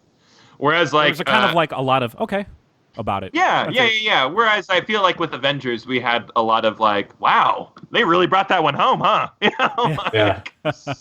And we talked about that for months, you know, like even us between all of us, you know, like it was. Yeah, I don't know. even after seeing it, every single time I watch it, I've seen that movie like 7 or 8 times, and every single time I watch it, it's still like, yep, I forgot how much they nailed that. Like every time. I've 100% watched Endgame about 6 times since it came out on Disney Plus. So Right. Oh, I love you, Disney Plus. Thank you for that. thank you so much for existing. Yeah. And for Johnny Tsunami and all that shit that I can rewatch from my childhood my teenage years that I liked, even though they were bad. Yeah. I don't. There's no like I watch them again and I'm like, oh, these are fucking terrible. Why did I like this? But you know, that's what I grew up. I don't know. Grew up. Bring 3 ninjas to Disney Plus, please. Cowards, do it, you cowards. We all want it. We all want the Hulk Hogan one. Oh, you could skip that one. No, yeah, I never watched it. Even though that was like the same characters. Like, bullshit. Just the That's not first Rocky. one. No, just the first one. That's it. We don't do any of those. Really? Don't do I the like others. the second one. The second one's fun. Jeff, can we not right now? I even like the shitty third one, but that's okay. That's okay. You know, I actually didn't see 2 or 3 to be honest. So even as a kid, even though I loved the first one so much, I was like, no, I'm okay. So three was shot after 1, and then 2 was shot with different actors. You can tell. You can tell. Oh, whoa. Yeah. It's Okay. weird. I don't remember that. That's wild. 2 Yeah. only has the same actor who played Colt, and everybody looks older in that one. But the third one, you can tell they look younger, and they shot it when they were younger. Rocky I don't know what happened there. Okay. Yeah. I don't know what happened there, but it's the same actors from 1 and the third one. right. No idea what happened there. That story is weak sauce, and they're all not good, but let's be real. But we grew up with them, so The first one was fun. Yeah. It's fun, you know. It is fun, but it's like there's a lot of murder in that one, and I was surprised that my it's- parents let me watch it. Me too. Yeah. And like, and it's It's a kids' preposterous movie? too. So you're like, wait, these kids infiltrate a like boat full of ninjas with assault rifles, and they win. Okay, They that's cool. and they start murdering people. Like, it's fucking nuts, man. It's like Home Alone plus murder. You know, Home Alone is A like lot of murder, too shy to do murder because it still wants to be a kids movie. But Three Ninjas is like, no, we're just gonna do murder. Let's get real. Those things that Kevin does to those awesome. guys, murder them. So Yeah, it's 100%. in real life. Yeah, there's like a real assessment of that on YouTube, and yeah, that exists. they're like, oh yeah, this totally killed them. Like Yeah, they shattered were their dead brain. 7 times before the police showed up. You know, Right. he's a sadist. That's why they have that Saw theory where he's Saw. Jigsaw, You know, yeah. have you heard of that? Now he's torturing Chris Rock and Now Samuel he's Jackson. They're very, torturing Chris very, Rock. very Yeah, shouty exactly. about it. Yeah. I'm actually kind of very curious to see that movie, but at the same Very time, into that trailer, man. I'm not gonna lie. Super into it. oh, nice. Yeah. I saw it at the theater, and I was like, I'll see it. And that was it. I wasn't like. Well, I guess when I super say into it, very, but I'm I'll not see it. saying I'm like it is making my list, but like I had almost fucking zero interest when they're like, "Hey, Chris Rock's doing a Saw movie." I'm like, "Fucking, I'm out." And when I saw that sounds trailer, I'm like, terrible. "Oh, okay, yeah. I mean, I'll see Yeah. that for sure." Like, it was definitely a 180 for me. Yeah, and it's an interesting take on it for sure. Yeah. So, I think so too. Yeah. Well, I'm gonna kill all the cops, like working my investigation. Okay, all right. I'm in on that. Idea. Yeah. Um, They're gonna have guns and stuff, so we'll see how this plays out. Yeah, exactly. So we got to go to JD's number 5 now. Ooh. I don't know if you guys know this about me, but kind of love everything about Zelda. I don't know if I've ever said anything like that before. Yeah. No, I've never heard this. Never you heard it. certainly never inducted it into our whatever cuck. Yeah, cuck whatever conquerors whatever corner. that shit is. Yeah, I wasn't aware that you felt so strongly about this. Yeah. So I loved the shit out of Link's Awakening. This was one of the games that I never played on release because I didn't have. What was it on the Game Boy? Wasn't on the 3DS? Was it on the? How dare you? Yeah, I never played it. Sorry. It was on the Game Boy, and then it re-released on the Game Boy Color with a new dungeon. Okay. Gotcha. So it was released twice, and now like 4 times now. But Yeah. yeah. I love Classic. this. It's Twin Peaks, the Zelda game, is what I call it. Yeah, I feel it that. definitely has those vibes for sure. It was a blast, man, and getting to experience it for the first time. I I'd kind of heard some stuff about the Windfish, but the ending grows. Like when I played as a kid, I'm like, this was dumb. Yeah. Now as a kid, I'm sorry. Now as an adult, now as a kid adult, I'm like, Still. nah, dude, that's super woke. That's some woke ass shit. Like I'm super into it now. You know. Yeah, that was That's crazy. some existential woke shit. You know. It's weird how like stories like affect you differently depending on when you play them in your life. But like, Sure. yeah, I really like the ending of this game a lot. It was fun, man. Challenging, Dungeons are awesome. You know. really challenging in some parts, but not overly so. I didn't think. Like even for me, I'm just like, okay, like, and I'm like really stupid when it comes to puzzles. I'm like, I can get most of them in this game, which, and that's the case for most Zelda games. They do a really good job of doing like puzzles that like are just so logical to the mechanics that are present. Right. And sometimes I get defeated by them, but usually like Zelda, like that's why I like Zelda games so much. Let's get real, like they're mostly puzzle games. Like you're doing a lot of puzzles in Breath of the Wild. You're doing just as much in Ocarina of Time, you know, like it's so like that's why I've always enjoyed this, because I'm like, oh, these are puzzles that I kind of like get, but they're still kind of like multifaceted and like they make me feel smart, you know. But there's plenty that still defeat me in these games. But like, yeah, I love the temples in this particular game though. They're very cool. Yeah, they were cool. This one was I love the right art outside style. this one was right outside my 20 again because I just hadn't I didn't Nice. play it enough. But Nice. it was still a gorgeous I hate it. I hated Did you the beat art style it? at Did you beat it, first. Jeff? No way. Huh. That's why it's outside my 20. Okay. Yeah. So I assume if I beat it, I would have been like, holy shit, you guys. Yeah, it's got a really well. Again, like it's Majora's Mask is the other game that I'm like, dude, this is like a woke Zelda. This is the other woke. There's 2 woke Zeldas to talk to the kids right now out there. And like this and Majora's Mask, they run this very like weird, like we're weird and we know we're weird, and like I like when they lean into the weird really hard, and those games do it really well. So yeah.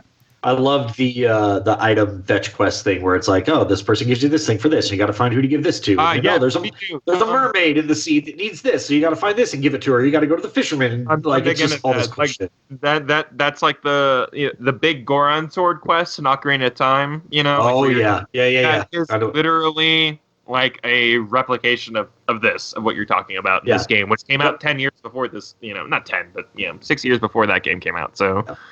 Again, this is a wonderful Zelda game. We can love Breath of the Wild all day, but this is like true Zelda. This is what Zelda's all about. Is this like really themed dungeons and like going into something like under or overprepared, and it's cool, and I really enjoyed it. Really enjoyed this game a lot. Yeah, it was a blast, man. I love, and this I don't know. I don't know if this was true in the original version or not, but I love the mechanic at the end, and I'll kind of be a little vague. That's unique to your game to get through the map. Do you know what I'm talking about, Kyle? No. So at the very end, when you're getting to the boss, there's a maze, right? And you got to know which direction to go through the maze, and that is unique to your game. Yeah. So you have to find the clue in your game on how to get through your version of the map. Yeah. And if you don't know where to find that, then you're fucked. I'm pretty sure that was in the original, but I'm pretty sure. Yeah. I have no idea. Yeah, very cool. I know. Yeah, very cool. That whole ending. I'm telling you, man. That the last hour of this game is fucking. Yeah, that final boss fight was really cool. I got stuck on a couple of the phases. I think it's like a 5-phase boss. It's a he's a higher phase boss for sure. It was cool. And again, we're so removed from Ganon, he's evil, and I love that. In fact, whenever you make a game and Ganon's not in it, even Breath of the Wild, I'm like, oh, so Ganon's a evil cloud of evil. Okay. Right. All right, fine. Right. I like him being a person or a thing, a tangible thing. And they don't even say the word Ganon in this entire game, and it's still one of my favorite Zelda games. Because it's the only one that does not even mention Hyrule at all. No. You're not there. I think this game is supposed to take place in the actual timeline after Ocarina of Time, after whenever kid Link goes back in time and goes, "Hey, I did everything right," and tells Zelda I fixed the future or whatever. He jumps on this boat and goes and has this adventure. Yeah. And same with Majora's Mask. They all kind of take place right after each other. So it's a cool time. Don't get if you guys want to lose your mind talking about the timeline of Zelda, just watch any video. They're it's Kingdom Hearts levels of convoluted. So they've done a decent enough job threading. They've done an okay job. You can look at an actual graph and see what goes next, but the way how they connect things sometimes, I'm like, okay. Yeah, they connect things based off enemy types.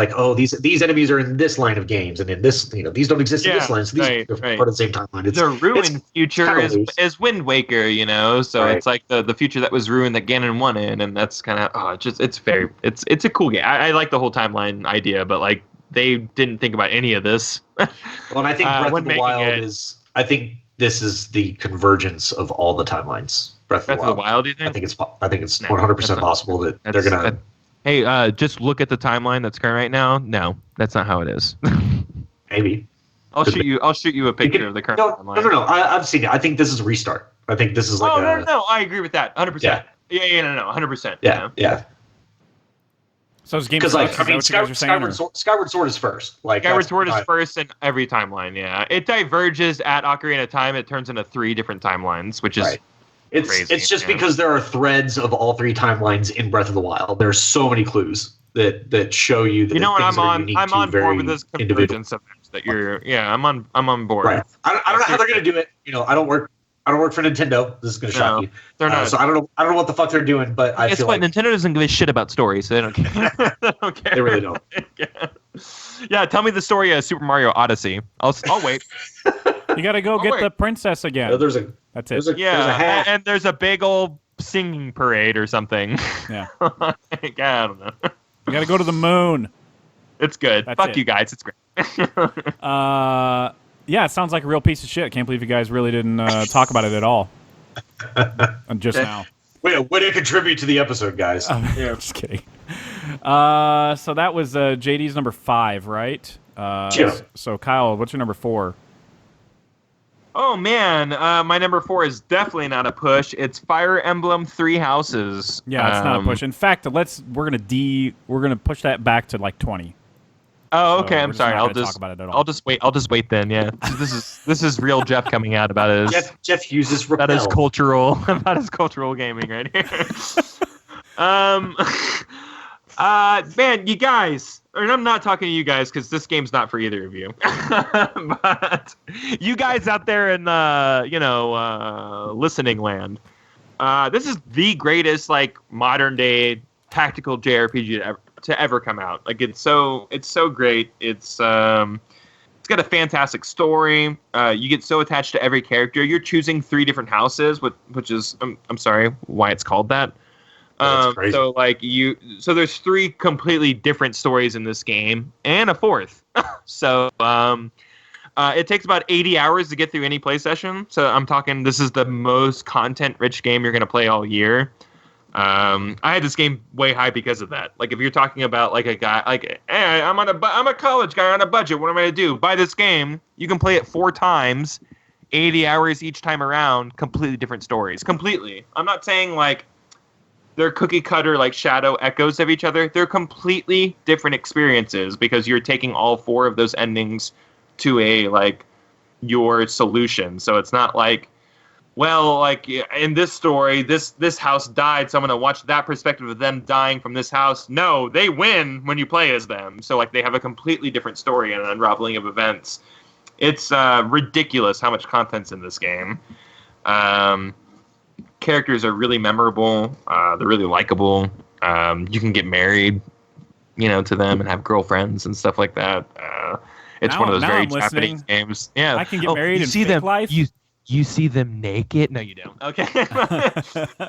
No. Yeah, it's a cool series. I've always loved this series. If like this is like my version of chess. Like I like tactical RPGs where it's like you're moving your troops kind of forward, 1 square at a time, couple squares at a time, depending on their movement capabilities, and then it kind of goes into a interactive kind of turn-based type of mechanic depending on what you choose to use, and you're always switching weapons. You can use spears and shields, and like you're always kind of changing depending on what your character is and what class they are. Like there's a lot going into these games, and if your character dies, they die forever, and that changes the story. So your 80-hour story that you're going through one house can change depending on who dies in your story too. So it's just like Dang. There are so many things that are going on in this game that change everything about how the story unfolds. And it was the most invested I've been in the game all year. I think I put 85 hours into my story playthrough. Immediately started another one afterwards. Stopped immediately because I was like, this is crazy. I can't do this again. It's so demanding. But like it's really, really powerful. I love the ending of the story that I got. I really like how everything played out. And yeah, it's one of the best games of the year. To me, it's probably, I'm sorry, JD, for your Breath of the Wild. It's probably my favorite game on the Switch. Wow. For sure. Wow. And I'm not saying that this is a better game than Zelda, because Zelda's like just a way better franchise and a way better game. I put more hours into this game. I put more time into this game. Like there's a lot more focus on story, which is kind of like my thing. Whereas like that's not what Zelda was about this time around. Like they weren't. It was just absorbing the world. Yeah, exactly. It was exploring every nook and cranny. It was a very immersive experience where the story was told through your exploration. Where this game was just like, here's a 4-hour cutscene, and dialogue and stuff like that. And like that really speaks to me on the level that how I like my stories given to me. And I love this game a lot. I'm surprised it's not my number 1, and I mean that in all honesty. Like these next 4 games here, like. These are all my number 1 pretty much, but there's only only one. That's kind of how I felt about my top 5. Yeah, it's only one true. Me too, with my number 5 as well, with Outer Worlds. Yeah, I feel that way as well, for sure. Like, I can't believe any year these games would have come out. Yeah. Like, they would have been number 1 in their year, but they all came out. Plague Tale feels like a cucky enough pick for me to put at number 1 any other year. Because, sometimes I put a cucky indie one at number 1. Honestly, the more I hear about the 3 houses specifically, the more I'm like, okay, maybe I should like pull the trigger on one of these fucking Fire Emblem games. Like, Jesus Christ. Yeah, because especially that one I keep hearing is like the best one, and which is saying so much. Yeah, it's crazy. But yeah, fuck yeah, dude. I'm thinking about it. It's just so waiting for a sale. See, like all of these kids are growing up in the same like academy together. Like all 3 kingdoms take their kids to this academy. So like. All 3 kingdoms have kids at this academy, and you're all like being friends. And by the end of the game, you're murdering your best friends. Shit. You're murdering people. Like it is so tragic. Some of these people are in love. Some of these people are torn apart. Their friendships because they're just born in 2 different houses. And like the whole first half of this game is about like how buddy and sweet and we love being at this school. And by the end of it, you're murdering everybody that just isn't in your house, and it's tragic, dude. It's the most tragic story of the year. Like it's beautiful. It's awesome. I love it. Damn. So that was your number 4, correct? Yep. Okay, so my number 4 is putting that push music up. It's Star Wars. Push. Okay. Hold on 1 second. You may push that. You can push that. Turned on his Force vibrator push. There we go. All right. So JD, what's your number 4? Listen, I think we all love this character. All right, like we've all spent a lot of time with Luigi. He's the fucking man, right? That's the one. I'm gonna watch it for a little while. I knew it. I knew you'd mention it, man. That was my number. That's my number 11. Yeah. Okay, so that was the one. Yeah. Awesome, Man, awesome. this game was an absolute treat. Like I've never played a Luigi's Mansion game before. No, that was my so, first time too. Yeah, I had no idea, and you were kind of championing it, and just saying like, I guess I have to get this game because like it just looks fucking super fun. I love the level design. I love the progression of it. So creative, the level design. It's fantastic. Like you're not in a hotel. Like you're in a hotel, but you're not in a hotel. You're going to like Egypt and like sand rooms and. There's the mummy level, which I think would be the one that if you were to pick it back up, Jeff, and you get through that atrocious designed water level. Yeah, water level. Fuck off with that. I will 100% admit that the mechanics in that are garbage. That is like an objective truth. But I got good and I beat it, so it's whatever. I have the worst patience in the world right now. Apparently, I guess. I had to persist. Like I'm not gonna lie, and it was mostly like. I know I can do this. I know everybody fucking hates it, but I can fucking do this. Yeah, like everybody in the YouTube comments on every gameplay that I watched on there was like, man, they really made these mechanics complete shit, didn't they? Like everybody was just trying to watch how to beat it, and everybody was like, well, I guess I just have to adapt. So like, there's no cheat. There's no way to beat it officially. You just have to, do it. It's so opposite because you are used to a certain camera shift with your joysticks. Yeah. For every other thing in the game, but it's different for this. Yeah. And so you just have to be able to kind of rewire your brain. And I struggled with the level itself. Once I got to the boss, I kind of had a handle on it. And see, I didn't. The boss was actually pretty. It got worse. I had adapted by then, and then I didn't have any problems with the boss. I think I've accident. That's right. I figured out how to beat him accidentally. Like I didn't realize I could do this, and I did the thing. I'm like, oh, that's how you fucking beat him. Okay, cool. And then it took me no time once I figured it out. The fun thing, there is a great sense of discovery in that game too, of every level, pretty much. Even though discovering is beating bosses useless because you get nothing for like your coins. Your money is useless, but there's an abundance of. There's a store you can get shit, but you don't need it. They're useless. Like there's those dog bones that you can get that bring you back to life that are cool, and then everything else. Like there's a gem finder because there's those hidden gems that are my favorite part of the game was figuring out where those gems were. Mm-hmm. And there's a disco level later that's fucking super cool. That's awesome. That one's really cool. That one had some of the best like hidden gems of the game. They're uncut gems. I was gonna say, are they cut or not? Yeah. Adam Sandler shows up. Blow AJ. What are you doing? I disagree. I disagree. I disagree. I disagree. Disagree, Luigi. Disagree. So man, this was fun, Kyle. I wish you'd played it. I know you were just like bogged down with other shit, but if it ever goes on sale, man, I'm gonna pick it up on. It was worth $60, so I can only imagine how good it'll feel like 30.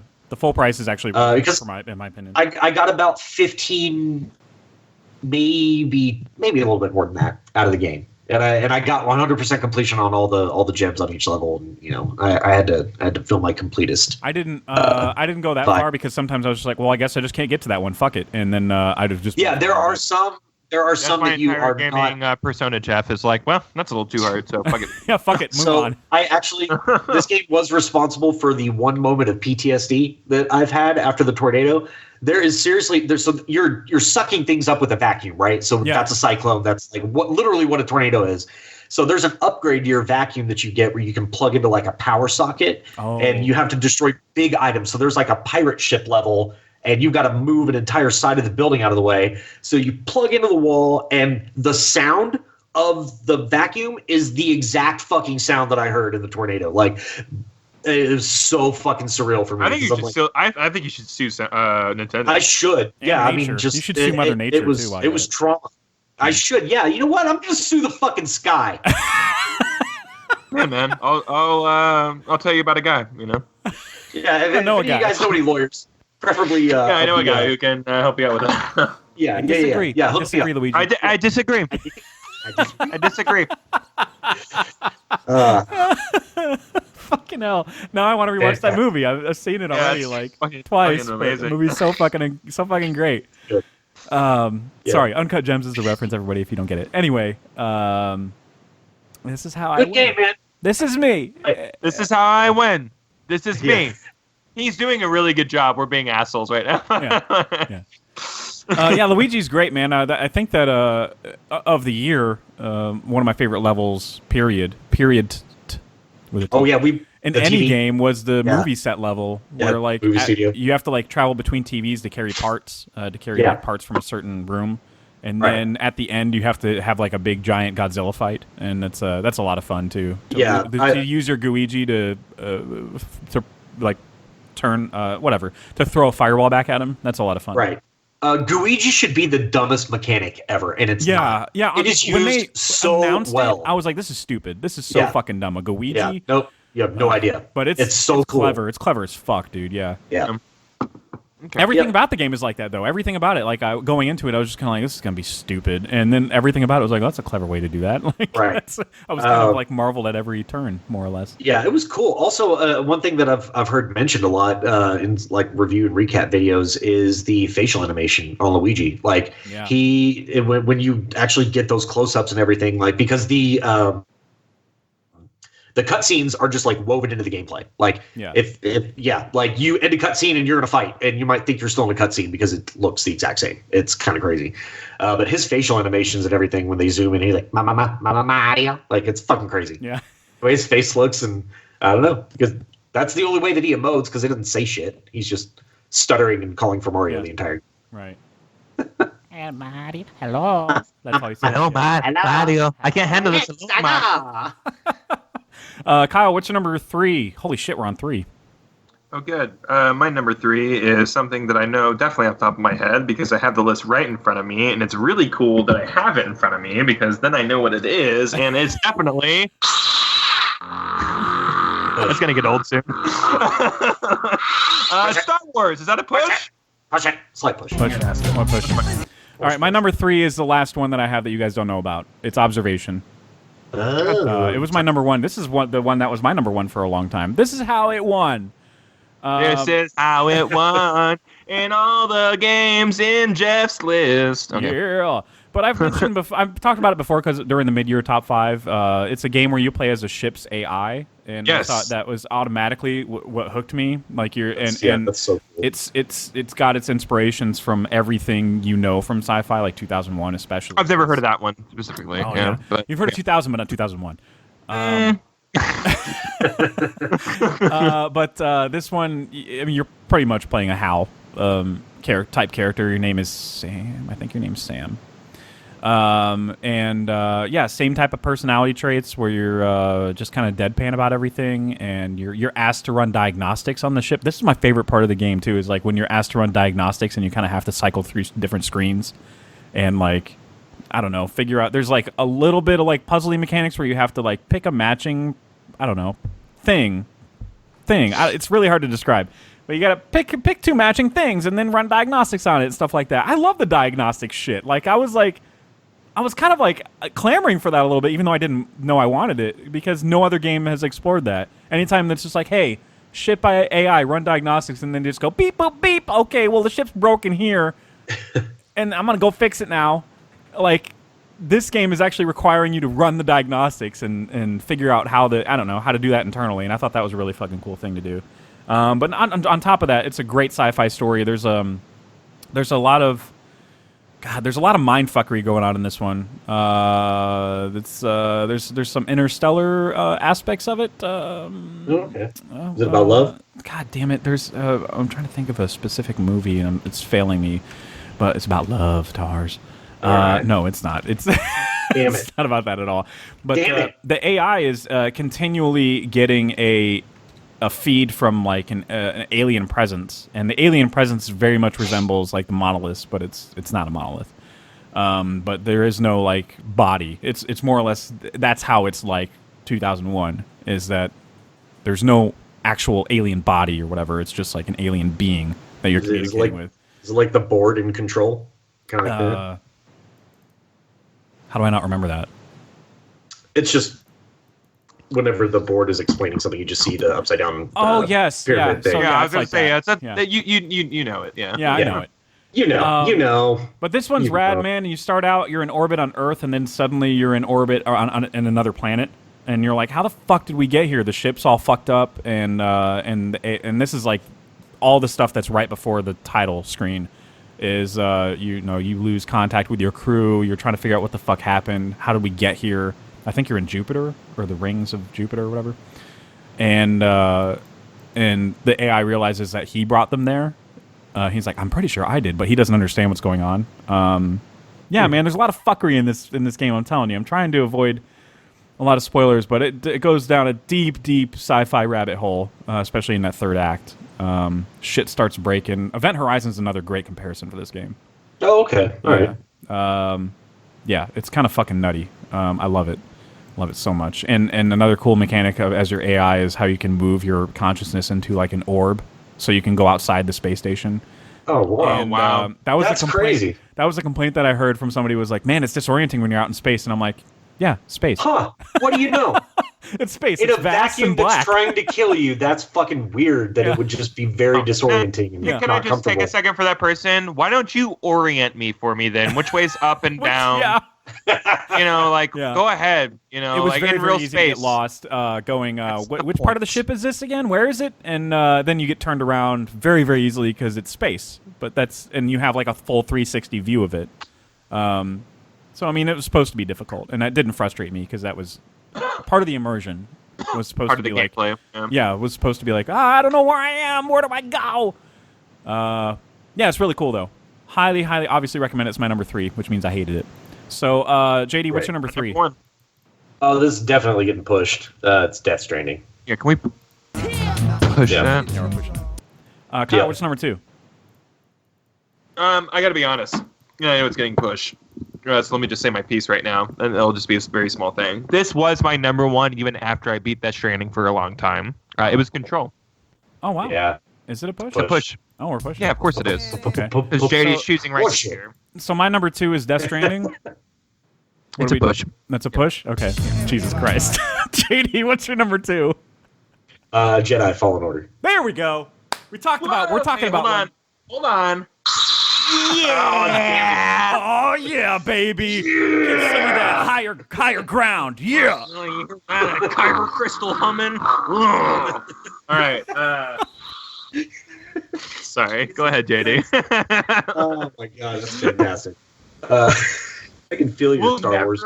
Think of this. We'll never have to hear that ever again. So. Not ever in our life. Yeah. So man. how can you hear it if it's dead? If it's dead. This was great, man. This was so much fucking fun. I came around a little late on it because I just wasn't playing many video games in December just because of where I was staying. But I started this one, got it on launch, and just as soon as I got into my new apartment, man, that was like the first priority was finishing that shit. And I fucking 100%ed every map. That's amazing Suck on to it, me. bitches. Sometimes I just give up. And I'm actually going to go back. I only have 4 more trophies to get, including the one trophy that you get Oh, for. might as well. So I If you're really that close to a 3 more platinum. get. Fuck it. Yeah, two of them are kicking failings. I don't know what they're called. They're the kicking related trophies where like you have to kill an enemy only by kicking, which I didn't even know there was kicking in the game. I don't even know how to do that. It's part of like your animation. It's like your dodge, right? I don't know. I don't know. I'm I gonna have can't to look remember it up. now, but Yeah, I'm pretty I thought sure it it's was in the dodging. So there's that, and Oh, then you got to upgrade. You got to upgrade your dodge. That's what it is. Oh, maybe I didn't do that. Well, no, I I should don't have. think I did that. Yeah. I don't know. I'll figure it out. And then I've got to find. I missed one of BD's logs, which I can't believe it let me 100% a map if I didn't find one of those. You must be at BD logs. 99.8 or something percent. Maybe, but it's. I think it just doesn't see that as critical. It only sees Force Echoes and chests. Those are the only things that it's really going off of, and actually physically exploring every. Like if you don't climb up a certain wall, you're going to be missing like a half of a percentage point if you never. This is one of the few games that we all beat. So I would kind of like to just spoil the shit out of this game if we can. Let's do it. Yeah. No, we'll get there naturally, but I kind of wanted to bring that up because like I think that there's a lot to talk about. Well, and it's a story-driven game. We haven't talked about it yet. We're talking about it. This story was phenomenal. Yeah. Can I just say, and I don't want to steal the spotlight here, as a person who likes all of Star Wars, for it to just hit all the things, like even like, hey, we're going to lean real hard in the prequels. Yeah, those movies everybody hates. That's bold to me. That's super bold, and I think it really plays off of like its situation well with Order 66, and you get some really good flashbacks. Oh, man. The way that it builds with those flashbacks, though, oh my God. Yeah, that was. I'm glad you like all this. I was like on the edge of my seat. I'm all about content reframing the prequels, and I'm not saying the prequels are going to be loved by everybody one day. Like in 20 years, we'll all love those movies. There's just important shit in them that. No, and not that there's important shit in there, but like they set up better things, like Clone Wars, the animated series, like Rebels, the animated series, and like this game. Like so it's this spring, like these bad movies, which they're bad guys. Like let's get real. Like they're pretty atrocious. Read the scripts. Watch Natalie Portman not act for 3 movies. She's a great actress. How could she pull that off? Right. It's monumental in its own right, to be honest. But it acts as these springboards for better experiences, and like this is one of those proofs that it's like, yeah, those movies may have not been great, but boy, there's a really interesting setting there and some interesting stuff going on there, and this game really. I don't know. I felt like at the very beginning and I know we saw this in trailers like that, like when he exposed himself as a Jedi, and it all happened so quickly, where it's like this life that he was living, not as a Jedi. The moment he tries to help someone using his powers, and all of a sudden all these Inquisitors are on him, and like it's so intense. Like it's very intense, and the fact that you see the Inquisitors in this is amazing. JD, I just shared a video of comic books with you. Oh yeah, you see like the inception of the Inquisitors in this comic book, and like seeing how like Vader didn't even want them to be around and stuff like that, and then like, oh my God, Vader's presence in this entire game is really something. And it really was something perfect. Amazing. I'm glad they didn't have you fight him, because that would have been dumb. I mean, you kind of did, and it was dumb. I mean, like it's fruitless. It's not. You don't have to beat Darth Vader. Yeah, you trying to fight him is dumb. Yeah. Yeah. I mean, you run away. That's the only thing to do. Yeah, that's what you do. You live that whole scene is you going, nope. Right. I also loved BD getting in there and hacking him, because that was fucking smart. Yeah. He's part machine. That was when they're in brilliant. that like tunnel and what's her face comes back, and like it's just this. I'm like, oh my God, Deborah Wilson. Holy fucking shit! I didn't know this was like in her wheelhouse. I've never seen her do anything other than Mad TV. She's been same here. Yeah, I had no clue nowhere for however long. But yeah, she was perfect for this role. man. Well, she's such an important Jedi Master too. Like to give her that role is kind of insane. Like not insane like in a bad way, but like you see both of these people like in you hear about them or see them in other versions of this of our Star Wars story here, and to see her kind of take on that role and see other Jedi that like oh my God, like there's so many moments in this that are so great. I love beating like the not like, oh, you're definitely not going to be the bad guy, like on Dathomir, you're like, hey, old guy who's definitely not a good guy, even then, but like when he's like, and by the way, I'm bad, and you're like, no shit, but it's still cool. No good guy wears a hoodie like that, asshole. Yeah, no it's a black fucking hoodie like that. but when you fight him, it's so good. Ooh, like that fight is so amazing. Fight is amazing. Like, dude, the scene of that room like just was so fucking cool. That's the thing with this game too. The map design is just next level. Like no other game could even compare to me in the level design. Just why like we were on Fathers of the Grind, they're like, yeah, the maps were confusing. I'm like, okay. Yeah, they're really not though. You're really play not, but like it's this weird thing about a game where you go through this like winding maze of the map, and then when you get all the way through it, you can go everywhere. Yeah. You just go to that one central point, then you can get everywhere they had to struggle to get to earlier. Yeah. It's really fucking weird how that works. Yeah, it's crazy. It's almost like it's good level design or something. Yeah, almost. Good, yeah. Anyways, I really like the whole idea of like, man, this game introduces a lot to people like yourselves who have not watched those cartoons. Like now we know there's magic. with a Right. K, magic with a K. Right. Correct. And that's separate from the Force, but also of the Force. It's exactly. There's all these ideas that they're introducing so many deep cut ideas as mainstream things now that like it's cool. Like I like that. I like that y'all are being experienced to that, and like that's been my favorite part about this entire game is going like, I can't believe they're showing this right now. Like these are things that like people aren't ready to see, and everybody was like, everybody loved this game. Like this game sold really well, it reviewed very well. Like it's one of those things where I'm like, oh, people were finally ready to see like some of the deeper things that Star Wars is about, and it's about like space witches. And magic and stuff that, it is about that stuff, it's not just about fucking like bad governments being shitty and there being a space wizard boy who can like fight them. Like there's way cooler things going on in the world, and way more fantasy stuff, to add to that. I love the on this story specifically how it felt more like Rogue One, where it's dancing in the morally gray area for at least a lot of the side characters. Cal had like a kind of like a true. Like a true path or whatever. A true hero's path, exactly. But I'm sorry, what is really doubting? What is Deborah Wilson's character's name? I forget her name now. Seer. Yeah. She like had a you're dark like past there are and the things witch that like did she too. did where you're like, dude, what? Yeah. Well, I had to survive. Nuts, you're dude. like, how do you I come don't back know. From that? You paid a price. I don't know. That's weird. But it's cool. Like it makes sense, and like there's this struggle of like, do I trust her? Is she trustworthy? Like, am I on the right side? I didn't trust her for the longest time. Yeah. Oh yeah. Like until you were waiting for some sort of turn. Yeah. Like you were until like, the reveal of the second sister, until she takes off her mask. I thought, because you never see the second sister and Seer in the same scene. They're always separate. So I had a feeling that maybe it was actually her and she was kind of setting you up. Oh wow. Okay, interesting. But yeah, I kind of caught on that it was her Padawan. Like I would say way before it's announced, but like but it was still a good reveal. It was still a great. Yeah, it was. Yeah. It probably what it was for me is where I stopped playing. Like, because I had only got maybe about 5 hours in. But the thing is that, like, you're still right. What she did was she left her. She's like, I just got to get out of here. Yeah. When she was held captive, it's self-preservation to the nth degree, which, like, you can say anything you want to about what that means about that character, but, like, that's what she did. She left her Padawan behind, was like, I just got to, like, this is way bigger than me, and just left. Yeah. Which is why she felt so much guilt to, like, fix this. Like that's her sin, and she it's about cut herself her off from the Force because she felt unworthy of it because of all that. Which we see in Luke, like that's a thing that we've seen other characters do before. So it's when they ruined him because of that, totally ruined him. Yeah, whatever. Yeah, I guess. That's not. How dare Luke live a life? Remember the lightsaber I threw last movie? Don't throw that lightsaber. Yeah.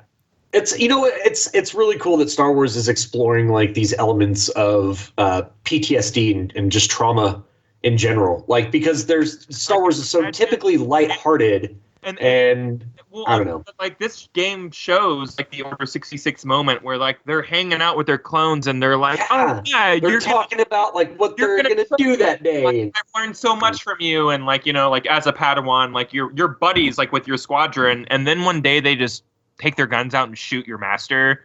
Like that, like you don't feel that in the movies, like you're just I felt that fear this time. These like totally like personalityless, like CG people, like they just like that's what the Clone Wars is all about, like the TV show, and this game kind of portrays like these people were their family, like these were all their friends. They were fighting in the same war together for years.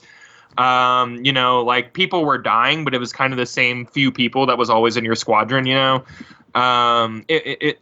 when they turned, like it's supposed to be this moment, and the fact that like George Lucas was like, I could fucking handle this in 3 movies, and the fact that he thinks he can write it all, it's just is crazy to me. But like they've had to do a lot to like again like make sense of those moments, and I think this game captures that again. Like you're like he doesn't even all these people who are like adept at the Force don't even realize what's happening. Like they can always feel when something's wrong, and then like their friends just turn on them and shoot them. Right. Yeah. His master started sensing it right there. He's like facing down all of them. Right, he like shoots them back into a pod, and like he's just oh my god. Dude, that cutscene was just like one of my favorite. So probably my second favorite game moment of of this year's game. Yeah, you know, it's a cool moment, man. And I couldn't believe it. Yeah, Like so when I cool. got to that moment, I go, "Is this pre-order?" I was shaking. I was like, "I can't. Are we gonna is this about to happen?" Yeah. About to see this, you know? Yeah. I think telling it under that personal lens is what made it more effective, because like when they do Order 66 in episode 3, it's showing more the scope of it, right? Like you're seeing like 4 or 5 different locations, You're and seeing a bunch of locations, but it's all the Jedi Masters like following. Yeah, and you're like, don't fucking kill Yoda, don't do it, and that's like about as much as you really care. Exactly, yeah. Like, even when I was watching episode 3, like I hadn't read all the extended lore by then, so I was like, okay, Yeah. all right. I love the. This is like just like I mean, I mentioned this in the Fathers of the Grind debates episode, where like I was doing things in this game that, gameplay wise and combat, that I've been dying to do like almost my entire life since I found out about Star Wars. It was so It felt so smooth. It was and so like, good. So yeah, when people talk using the about they're Force like that, the combat just pisses me off in this game. I hate it. I'm like, what do you mean? I don't understand. I don't that, yeah. get that at all. Well, it's not like Dark Souls. Okay, stop that. right. Yeah. We need to like cut that out like right away, you know? Yeah, there's a lot of like parallels to this game and Dark Souls in terms of just like, oh, you have to get to like a bonfire or like a meditation point or whatever, and enemies respawn if you sleep and you drop your experience when you die or whatever. Right. These are like they're not the same. So we just need to stop like doing this like nothing feels like Dark Souls, so it sucks. Like the same thing happened with The Witcher 3 when it first came out. They're like, well, the combat's not like Dark Souls. I'm like, yeah, this is it's a different genre. Right. Right. You have a laser sword and you can move things with your mind. Why are you fucking replicating it? Right. Like The Witcher 3 and Dark Souls have nothing to do with each other. Right. These are a little more better comparison points for sure, but like I just don't know. Like people need to like, we get it, guys. You like Dark Souls. Right. Like we get it. I mean, like, I had no. And like things can still be good while you like enjoy Dark Souls more, but like this whole idea is like I got to take this thing down a peg or two because it doesn't reach like the, the je ne sais quoi of like Dark Souls. You know, like I'm really tired of it. And I'm this is coming from a Miyazaki fan. Like I like his games, like I like Dark Souls games, but like I'm so tired of everyone like, ugh. Yeah, It's just not. Everything's always compared to Dark Souls if it's just not as remotely good a as little Dark bit more Souls. challenging than the standard game. It doesn't make any fucking sense to me. I'm over the whole entire thing. Yeah. So I had Fuck up about Dark Souls. yeah, go fucking play Dark Souls 3. It came out, guys. I had no problems being reminded of how much this game, and I'll say stole, but not really stole, just borrowed from like God of War. Combat. God of War is It was, And exploration wise too. until I played Control, it was the most satisfying combat that I'd had since God of War, and then Control just rewired my brain and made me realize like how fucking good it feels to just destroy an entire room like with your mind and just throwing shit around. Just getting so creative with it, man. Like, cause you could do that in Last Jedi, in Fallen Order. Like, I loved trying to do what they did in the trailer, where you slow a guy's bullet down and then you force grab somebody and you move him into the bullet. Yeah, it's pretty nice. or the blaster. Like, that was fucking really sick. satisfying. Yeah, dude, you can stop bullets in this game. Everyone can suck a dick. How about that? The purple enemies always felt like an appropriate challenge at the difficulty level that I was on, which was I did what would be the equivalent of hard.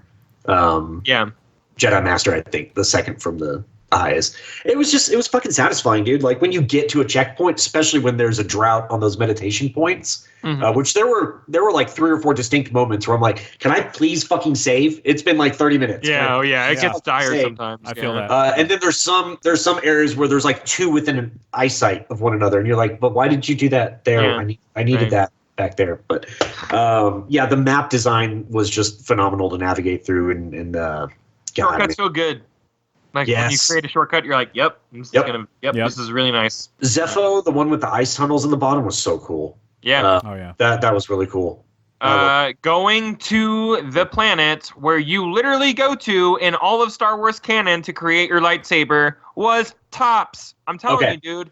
This game was pornography for fans like myself. It was pornography. Like I'm like, they're going to Dathomir and we're fighting like Night Brothers. Like, oh my god, like baby Darth Maul. It's like, what? It's like it's pornographic, man. Like it's like I couldn't believe the amount of stuff they were throwing in this game.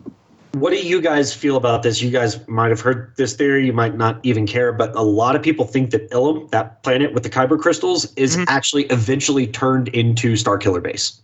No, they said that's true. So they confirmed it. Okay, because that I had seen. I don't know if it was. To be fair, like I don't have to look this up. I think it was a different kyber crystal planet. I don't think it was that one. But I think it was also because like in Force Awakens, it was still cold. You know what I mean? They were still in winter gear. And it was an ice planet. I'd have to fact check it, but like I think 100% they turned Starkiller Base from a Jedi plenty of temples and kyber crystals were there. May have been the same planet. I mean, and obviously the Empire is so large, they're terraforming however many numbers of planets across the galaxy. But like you see when you're flying up to Ilum in the ship, you see the same kind of like mining scar that they terraformed into this world, and it matches up with Starkiller exactly. Like the planets are like the exact same size, because I know that's big in Star Wars, like how big a planet is and how much it weighs and all that shit. They're like fucking identical.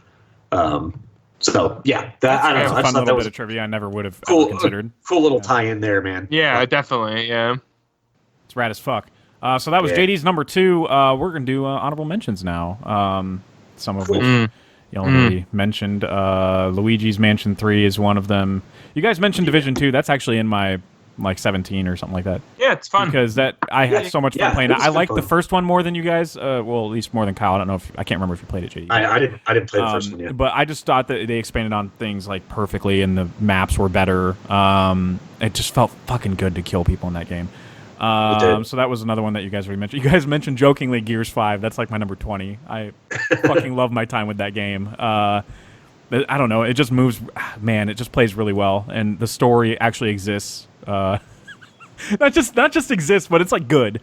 So yeah, I really like that game. You guys mentioned some. I'm gonna go take a pee, but those are like the 3 that we've already kind of mentioned from my list so far. Yeah. Pee time for me. I mean, BRB. I don't have very many, so I mean, I played Rad. That was a fun one on the Switch. I think Jeff played that as well. A little bit. I don't know. Days Gone is in my on-mins because it was a game that I played a little bit of. And Kyle, I guess I'm going to kind of have to lean on you for more on-mins. Am I the only one here right now? Oh my god, I'm right here. Too. Okay. Oh, there he is. Yeah. I'm still trying to get away, but my headphones are tangled. It's like, is this my show now? No, I did play Rad, and I really liked Rad. I was doing the same thing where I took my headphones off for a second to but unravel I'll be right something. back still. Be right back. Yeah, okay. Oh, I'm here. Can I say some on-mens? Yeah. Okay. We talked about Marvel Ultimate Alliance. We talked about Link's Awakening. I like Days Gone. Days Gone was fun. It was cool. Yeah, you fought some zombies in that game. It was fun. Yeah, I think even by the end of it, I was like, okay, we need to finish this up real quick. I really like Bloodstained Ritual of the Night. It's basically Castlevania. That's all it is. Same maker. He left Konami so he could do his own games, and he made this game, and it's pretty great. It's on the Switch. I highly recommend it if you like those side-scroller Castlevania games. Yeah, for sure. It's fucking brilliant, dude. I'm telling you. David Hayter even shows up and plays a character. Snake himself. Oh, yeah. right. He's like, hey, I'm here. I'm here to fight Dracula. I think he works for Dracula. Barrel. You got a great butt. Daemon X Machina, another Switch game. It's like it's a total like. I still have the demo that you told me to download for that. Yeah, I'm gonna try it. Like mech game. It's pretty sick. Astral Chain came out this year. That's like the game I'm like, oh, I really wish I loved that game. It's a platinum game. Came out like it's kind of like Nier's, like the game that follows Nier. Not the same universe, just like it was the next game that they made after Nier. Nier's like one of the greatest action games of all time, kind of in the vein of like Devil May Cry 5 and Bayonetta and stuff like that. I really like Remnant from the Ashes, probably one of the better like online shooter. Okay, I'm back. But yeah, I thought that was going to be in your 10, honestly. I thought so too, to be honest. So almost chose that again. That was going to take like that 9th spot, that Borderlands 3 spot. Played a lot of Pokemon this year. Don't care to talk about it. Did you already say Days Gone? Because that's in my. I did. Yeah. Okay. Yeah. Cool. Yeah, that's a really cool one. Yeah, it's good. There's some really cool mechanics there. I thought Blair Witch was really cool. Some people really didn't like the mechanics, but it's supposed to be disorienting in those woods. And I've heard some mostly good things. Yeah. Yeah, and I thought it was really really cool. It's got the good atmosphere that the Layers of Fear guys are really good with. Metro Exodus is another one that's fucking fantastic. Hey, Rage 2, I have some advice for Rage 3. Don't make it open world. Please make it linear. Please make it linear. Yeah. Greatest shotgun in any game ever, I think. Yeah. So, it's my favorite shotgun, period. Well, Metro is really good with that semi-open world. Yeah, they did. I thought Metro did a really good job kind of expanding out into like a hub type of area. A beautiful game, too. Beautiful in its desolation.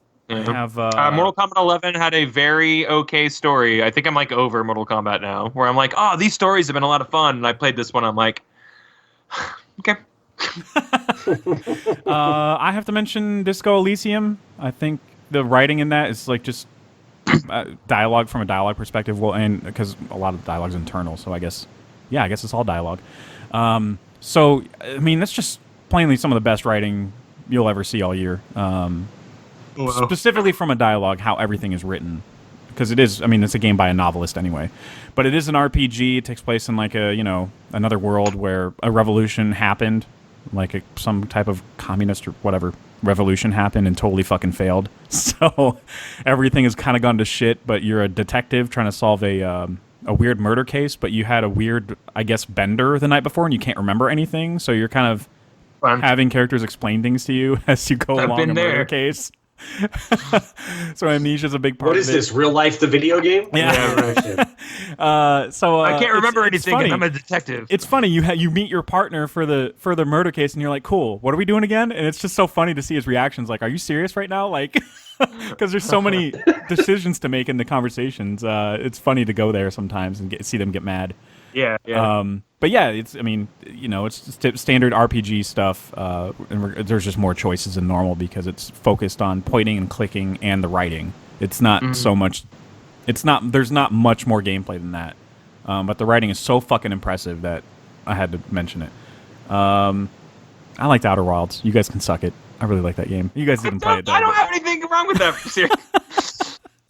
I think it's cool. At this point, it's just. I think I would really like it. Yeah, I think you guys would really like it. If you want your hand held a little bit, hey, don't play the game because the game doesn't hold your hand at all. Like there's zero hand. Yeah, I've heard that there's like a central mystery of how to get to a certain planet that's like fucking bonkers. Yeah. I'm like, I want to fucking find that out. Like, I love puzzles. I like the idea of like you have enough time to maybe go to one planet and pick up like a broadcast, and I'm like, okay, and then you die and like it recycles or whatever. Yeah. And, you know exactly where to go, and unless you suck at games, unless you suck at practicing how to fly, then you're gonna have it. It's hard for everybody when you start off, but I hear after like your like handful of like takeoffs, like you're getting it. Like if you just, I got it just fine because there's a part like right at the beginning of the game, you go talk to somebody, and then there's like a platform right next to him. That's like, you can just control a fake ship and figure out how to fly. And so I did that for like a while before I did a takeoff. Oh, see, well, that's better. Yeah, a lot of people just like take on like part of like dying. No, don't do that. Don't just take off. I guess part of the fun. Like it's just like, oh, okay, well, I died immediately. Yeah, exactly. You break your ship, you have to repair your ship.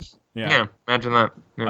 Yeah. It's a really cool game. I like space exploration games, and this one's kind of a nuttier one too, where it's not like a shooter. The gun you have is a radar gun. You're picking up radio signals and going out and discovering things. And there's kind of a lore to everything that's happening. So everything you're picking up broadcast wise, you're finding a clue at a certain place, and you're piecing together the history of some ancient race.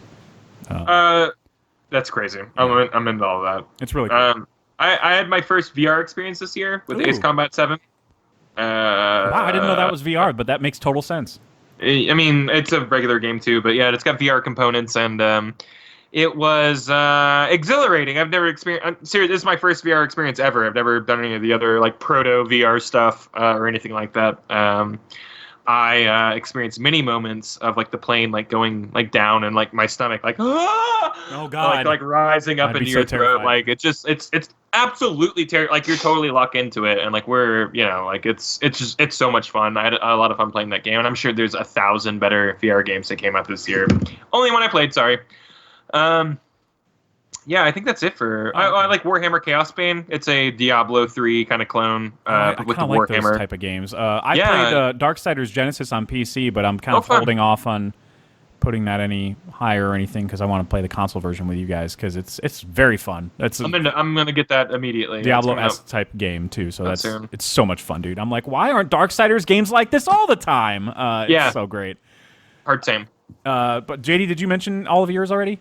Yeah, I mean, I had so few, so yeah. I only have two left, and they're both kind of puzzlers. But one of them is Baba Is You, which is like a super indie game. I played it on Switch, which is like the perfect console for it. But it's it's really really difficult to explain. You have to manipulate words to finish puzzles. The words that are spelled out on a given map, Baba Is You is one of the main rules. They kind of spell out the rules with just 3 words, like something is something. So it'll be like Baba Is You, and then you is, I don't fucking know, rock or something like that. And basically you have to rearrange the words of the puzzle to get to the flag at the end of it. It's purely a puzzle game that goes by levels. There's no fucking story. But it's just so creative and very difficult, by the way. I straight up quit it. I was like, I know there's a lot of game left, but I was like, okay, well, this is really hard. But it's so fucking creative that it earned this spot for me. But if you saw gameplay, it would totally make sense, the manipulation of the words. You'd be like, oh, that's really creative. Superliminal is another one that kind of, it's actually more like Stanley Parable. There's a lot of funny shit in this one. But this one kind of takes place in like a sleep monitoring type place where they're monitoring your dreams. But it's it's set in a little bit more of the future, so they have technology that's further ahead. But this one is a puzzle-based game that's all about perspective. All perspective-based stuff. So, like, you could pick up a dice from a table, and if you step further away, the dice gets bigger, and then you can drop it, and then it's like a fucking gigantic dice in the room. Oh, that's so, like, cool. it's trippy as fuck type puzzles. And the puzzles are not... I don't think they're that hard at all. Like, Portal is much harder, in my opinion. But this one has so much style and humor, too. Like, every time you... every time you like wake up for a new dream, they're like, something's malfunctioning. Please do not panic. But there's like blood on the walls and shit, and you're like, what the hell's going on here? The narrator's funny. It very much reminds me of Stanley Parable in that regard because it's like a British narrator trying to calm you, but like the shit they're saying either makes no sense or it's contradicted by the visuals you're seeing. But especially that perspective stuff really got my attention on this because I'd never seen that in a game before, where like you can manipulate the size of something just by going forward or backwards. Wow. I thought that was really, really clever. Those are the ones I have. That's cool. So I guess we're doing our number ones now. I don't know. We don't have time. Yeah, it's just cut out here. Yeah, we'll just stop here. 2 hours is Let's good. just bail out at the last minute. That's fine. I got shit to do anyway. So Kyle, hey man, what's your number one? I don't know what it is. It's a little game. Very, very tiny. This is a small little game from a small It's little like guy. $2 on the Switch. Yeah. You may have heard of him. His name is Hideo Kojima. He made a little game called Death Stranding. Oh, wow. Yeah. With Daryl. It's number one. It's like it's got Daryl from Daryl and Dixon. From that show. Fuck. Is this your number one, Jeff, or That was my number 2. is your number 2? Oh, okay.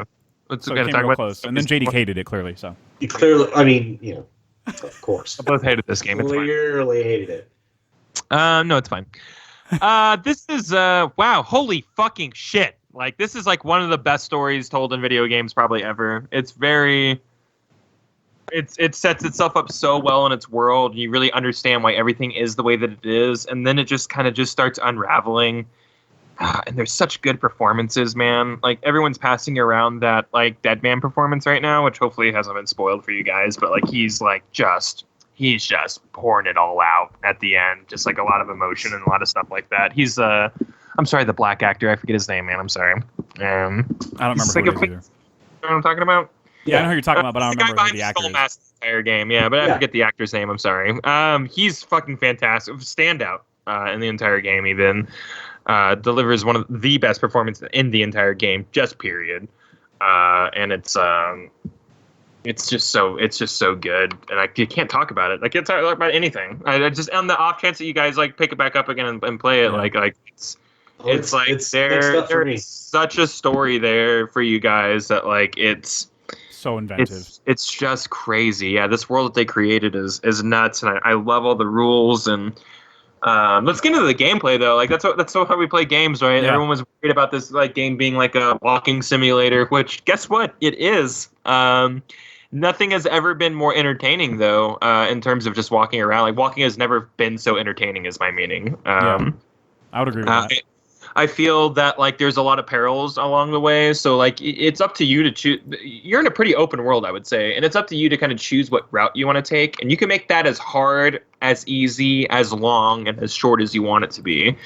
Once you realize kind of like that, like weather patterns and rain patterns are kind of in the same areas and stuff like that, you start mapping out where those areas are on your map and start avoiding them. But maybe those are the safest routes. Maybe the flattest land is right where like a rainstorm is, but you don't want to deal with BTs because let's get real, BTs are fucking scary. They drag you underground. So terrifying. They're horrifying. If they grab you, a bigger one comes out and menaces you. It's fucking scary, man. Like like that unease, like you get more equipped to like deal with that stuff towards the end of the game, and you feel really empowered. But like there's still that thing where you're like, ugh, these things are still such a thorn in your side the entire game. Like you're never so powerful where you're just like they never not bother you. You know, there's still trouble the entire game. Right. So like maybe instead of going through that rain area, okay, I'll climb the mountains then. Hopefully you brought enough ladders. Hopefully you brought enough grapple hooks. Hopefully you did all that stuff. You know, if you didn't, you're gonna find yourself in some really precarious, situations. Or hopefully somebody put that shit there for you, and you've already discovered let's talk the area. about that, Jeff. Thank you. Yeah. Let's talk about the connectivity. The best connectivity in any video game ever in terms of just how things bleed over into worlds. So, like if walking around, like you might see a sign that say BT's ahead. Like you might want to go a different way. There'll be like 18 signs if you discovered the area completely. It'll be it'll be like, absolutely. Please turn around and shit like that. Or there'll be like ladder this way, and you can use somebody else's ladder, and you'll use that to go up. Also, you can look at the map and see what other people like. What are the routes they went? Should I try that route? Yeah. It looks like a lot of people like this route. That might be an easy route. Let me walk that route. Maybe you walked your own route, and people started walking your route. Those routes become roads, guys, as you walk them over and over and over again. But at the end of the game, they're completely padded down. I'm not saying cemented roads. Those come later, but like actual, like game trail roads and like walking, so nuts, trailheads and stuff like that. I don't know how and they did that. It's so insane. I have no idea how they coded that. Magic, like that's magic. This is so insane to me how like the game world is changing in front of you. Not only people's buildings and like creations coming in, whether it be like recharging stations for your legs or umbrellas that keep you out of time fall and stuff like that, but like all these other things are bleeding in, like those footprints. You call out, into the world, hello. If you're close enough, someone else will say hi. Yeah. That's pretty nuts. Yeah. And then things get weirder when I don't know how far you guys are. So I'll just keep that on the DL. I mean, it's already weird as is, but the reason that it ranks so high for me is because I'm pretty sure I hadn't played any singular game like this in my life. No, there's nothing like this ever, period. Yeah, period. Like from a story this. Perspective, from a gameplay perspective, like some of the mechanics that you had to consider, like the weighing a certain amount. How to put stuff on your back and what to put on your arms, and like the more they're exposed, the more they're going to get hit by timefall and rust and stuff like that. So it's like having to bury more important cargo under less important cargo. Like there's so many things going on in this game. So to call it just being like, well, I just don't like walking. It's like, well, that's not what this game is. So there's a lot of things honestly, going.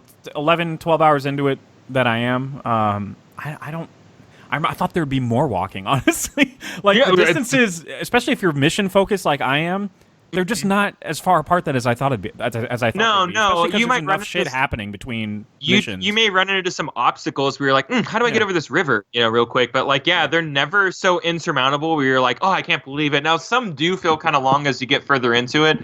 Never in the insurmountable range, but when you get there, you're like, whew.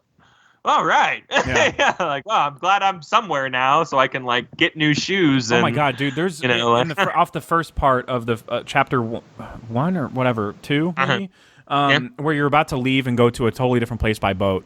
Yep. And that BT area is like the longest one. Yeah. That I think you experience up until that point. Where and that's the thing. When you get on the other side of that, and your hood comes down, and you're like, oh my god, and like sun comes out, and you're like, fuck me, dude. Like, it just, again, it feels so good, and at the very beginning of the game when like vehicles are so sparse and you get that first bike. And if you wreck it or leave it or something, it's like, sorry, guys. It was too damaged by timefall, and I didn't have enough gas to go find a charging station. Oh, boy. Yeah, that's so sad, that boy. Sucks, sad boy. But whatever. It's fine. Yeah, I like playing Postman in this game. I really enjoyed walking back and forth to things. I like kind of dictating where my paths were going to be and other people like following my paths as well. I like when you get to the second area, you start building actual concrete roads. Yeah. And other people are putting their materials in to help you build your roads. Other people online, that is. So it's like it becomes this like super communal event, you know. I've never experienced anything like this in my entire life. And it's crazy that I remember at least some people in the group that we're in, Kyle, that that kind of like took issue with the reviews that were like, well, this is a political game. And I'm like, it fucking is a political game. When you play it, you're like, well, yeah, this couldn't have been made any other time because we're all so divided now. And not just this country, but like even like in Brexit and stuff like that and all that shit happening. I don't think this game could have been made in any other climate. Like this game is a reflection of what's happening right now. Like Kojima is basically going like, you guys, like we're all pretty fucked up right now. You know, like we should we need to come together. And this game is about coming together and like connecting with people and like remembering like why we live here and why we do things and why we survive. Connecting. Literally, like it's part of the gameplay mechanics. It's part of it's the most said word in the entire game. Yes. Yeah. You know, it's and I'm not saying like Kojima is subtle and not subtle at the same time. You know what I mean? Like the guy who dies a lot is called Die Hard. You know what I mean? It's just there's so many like there's so many things where you're like, okay, I get it. Yeah. But like there are so many others. Social elements that are going on that he's tackling always, and I think that like this game and its message of just like, and there's no way to dislike stuff, you know, like he created this world where it's like we're only going to get through it by being together, by being positive and by getting there, you know. And so like that's why you can only like things, and that's why you are constantly getting likes. Like likes is this currency, you know, kind of like in social media and everything like that, but like there's no way to like not like something. And I don't know. There's a lot going on in these games, and by the end of it, man, I'm telling you guys, it's one of the goddamn most satisfying endings ever. Like it's so. Man, I can't wait to beat all these 18 billion games I need to do. Oh, man, absolutely outstanding. Yeah. This year's gonna be no different. So strap in. That's true, but at the same time, at least the beginning of the year is a little bit slower. We are, and at least we experienced so many delays. Yeah. Yeah. Good. Thank God for that. Cyberpunk got pushed off, so we have a whole lifetime to beat all these games. You had this at like 3, JD, right, or something like that? Yeah, I had it at 3. I mean, just because it's just one of those games. It's so obvious how good it is to me. Like, because it just speaks my language. Like, technically, it's just a gorgeous looking game. The only reason that I haven't put more time into it is because. I mean, kind of getting ready for these episodes and everything, it's just like, well, I can beat 2 games in the amount of time it's going to take me to get halfway through Death Stranding. Yeah. It's a 40, 50-hour game for sure. You know, and it helps that Fallen Order and the game that I have at my number 1 are, like, great games in their own right. So it's not like I was sacrificing quality for quantity. I played 2 fucking great games in the last month. So Death Stranding is next. I cannot fucking wait to hook this up to the new TV, and game's gonna look really good on that TV. like that's kind of where I'm at right now. Is like so many things have been hinging on like I want to experience this with like the new shit, and so you can like double back to like God of War, and that will look better. Oh my, yeah. See, I have gotten plenty of HDR God of War because Andrew has the Pro. I got you. Yeah. So I'm very very in tune with how gorgeous that game looks, and I do want to go back and 100% that game. That's still one that like I have aspirations. Yeah, I'm trying to put another year in between that game, and I'm like that's the game among all games that I'm more excited to replay than anything is God of War. Yeah, even over Red Dead, which I gave Red Dead the sling, but you know, one's an 80-hour game, one's a 40-hour game. So it really. I'm like, let me get the small one out first. Yeah, it's a matter of time. You know, Red Dead's another one where I'm like, I can't wait to replay that story. Like I can't wait to re-experience that. God of War, I started over like 3 times. Yeah. Oh wow! I just love the shit out of that game. It's I don't know, something about the sense of discovery in that game. The way you can play feels a little slightly different to where it's interesting, but it just feels so good to fucking fight in that game. I just love doing it over and over again. Throwing your sword or your axe is just like, oh my god. When you finally unlock the lightsaber throw in Fallen Order, it's like, yes, this makes me feel good, just like the axe. It's so fucking cool. When I like that, like even when after you got like the double-sided lightsaber, there was plenty of situations where I was like, I gotta go single for this, you know, like I gotta. Yeah, I feel like especially when you could separate them. Yeah, absolutely. I love that shit. Yeah, like absolutely. On Dathomir, though, that double-sided lightsaber was important because those bitches swarm you, and it's all about crowd big control. time. Those were the best crowd control weapons for sure. Yeah, absolutely. Yeah, Death Stranding though, great performances, man, from everybody so far that I've seen. Leia Seydoux and she's amazing. She's got the best Guillermo story in the whole game. She does? That's awesome. No, she has the best story in the whole game. Absolutely. Yeah. That is awesome. I love Del Toro in it. It's great. Nobody better hurt my goddamn baby. The thing means everything to me in that game. They did such a good job of connecting you to that thing. Good luck with that. Good luck with that. So that's your number one. My number one is Outer Worlds. Not Wilds. Jeff, good job, dude. That's right. That's the right decision. I don't think there's a right call this year. No. Seriously, this isn't like TV for me. Where it's like, what are you guys doing? If we're not cucking out right now, you know, in terms of like Death Stranding and stuff like that, and you didn't be controlled. This was the right choice for you, for sure. Oh yeah, for me. Because absolutely. like I said, this would be a number one game in any other year almost. And I think this is a better game than any Fallout game ever. Period. I mean, that's kind of how I feel because those games. Those games I get kind of deep in, and then I just kind of drop them. And this one, I never felt the urge. I couldn't believe it when you were like complaining again. I'm like, this motherfucker's gonna beat this game. I was getting like all jazzed about it. I was like, we're gonna get to like talk about our endings and stuff. This is so great. And I explored every possible side quest I could do before the last main one. Dude, and that last main one is brutal, man. It's like 2 hours. Yeah, I better not die here. But it's so good. Even if you have it on easy, it's tough. Yeah, I had to like go back to the ship and like upgrade some stuff. I was like, oh boy, yeah. This guys is are rough. really creaming. Yeah, and not just that, but like based on your allegiances, a lot of friends will show up for you in the final battle. Yeah, which is very which is cool. crazy. So I had like the best rating. Very Mass Effect-y in that. I had the best rating across like every group except for the one that wanted you to do that woman who asked you to do something that you were not going to do, and then that shuts you off from missions to her. Yeah, I was really interested to see where that story was going to go to because it was so like focused on. And it was kind of a fucked up thing she asked you to do. So it's kind of like a game relied on you to say no unless you're doing like a Black Hat run. Yeah. That's a total Black Hat. Like, yeah sure. But like, they bait you in thinking you're doing something like for the truth, and you're like, no, she's just crazy. Yeah, but when you actually have a conversation and refuse to shut down the conversation by exploring those options, it's like, oh well, this isn't as black and white as we thought.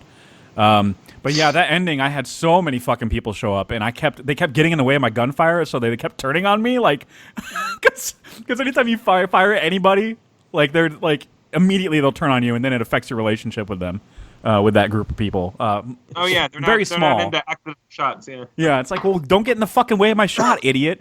But there were so many fucking dudes in that final mission, and it only like gets worse and worse and worse as you go along. And it's a great mission though. There are so many great missions in that game. There was one where that like you have to choose between like either the city and the guy's like, oh, I'm kind of taking control of things. And there's that like ragtag group of like resistant fighters like outside people or whatever, and you have to like choose one or the other. And like that fight was really cool because like whoever you choose, like you're either storming the city or defending the city, but there's like a slew of allies at your back, and it's really cool. Like there's some really large-scale fights in this game. Or there's a totally third option that I explored that you didn't get. Yeah, right, yeah. I got, like, almost the amicable option for, like, every fucking one that you could imagine. Except for the one where the guy caused, like, the massacre. Like, he ended up being a complete asshole you couldn't reason with, and I had to put him down. That's the guy I'm talking about, yeah. Like I thought you were talking about the first one, the very first one. No, which we still chose different on that, you're right. But we did. I got them to but the asshole guy outside the city, I'm just like, well, you're just a crazy person. Yeah. Like, I can't, like... Yeah, and he just starts firing on you. There's just no way around it. It doesn't matter. Unless your intimidate is super fucking high, which it had to be unreasonably high for that moment.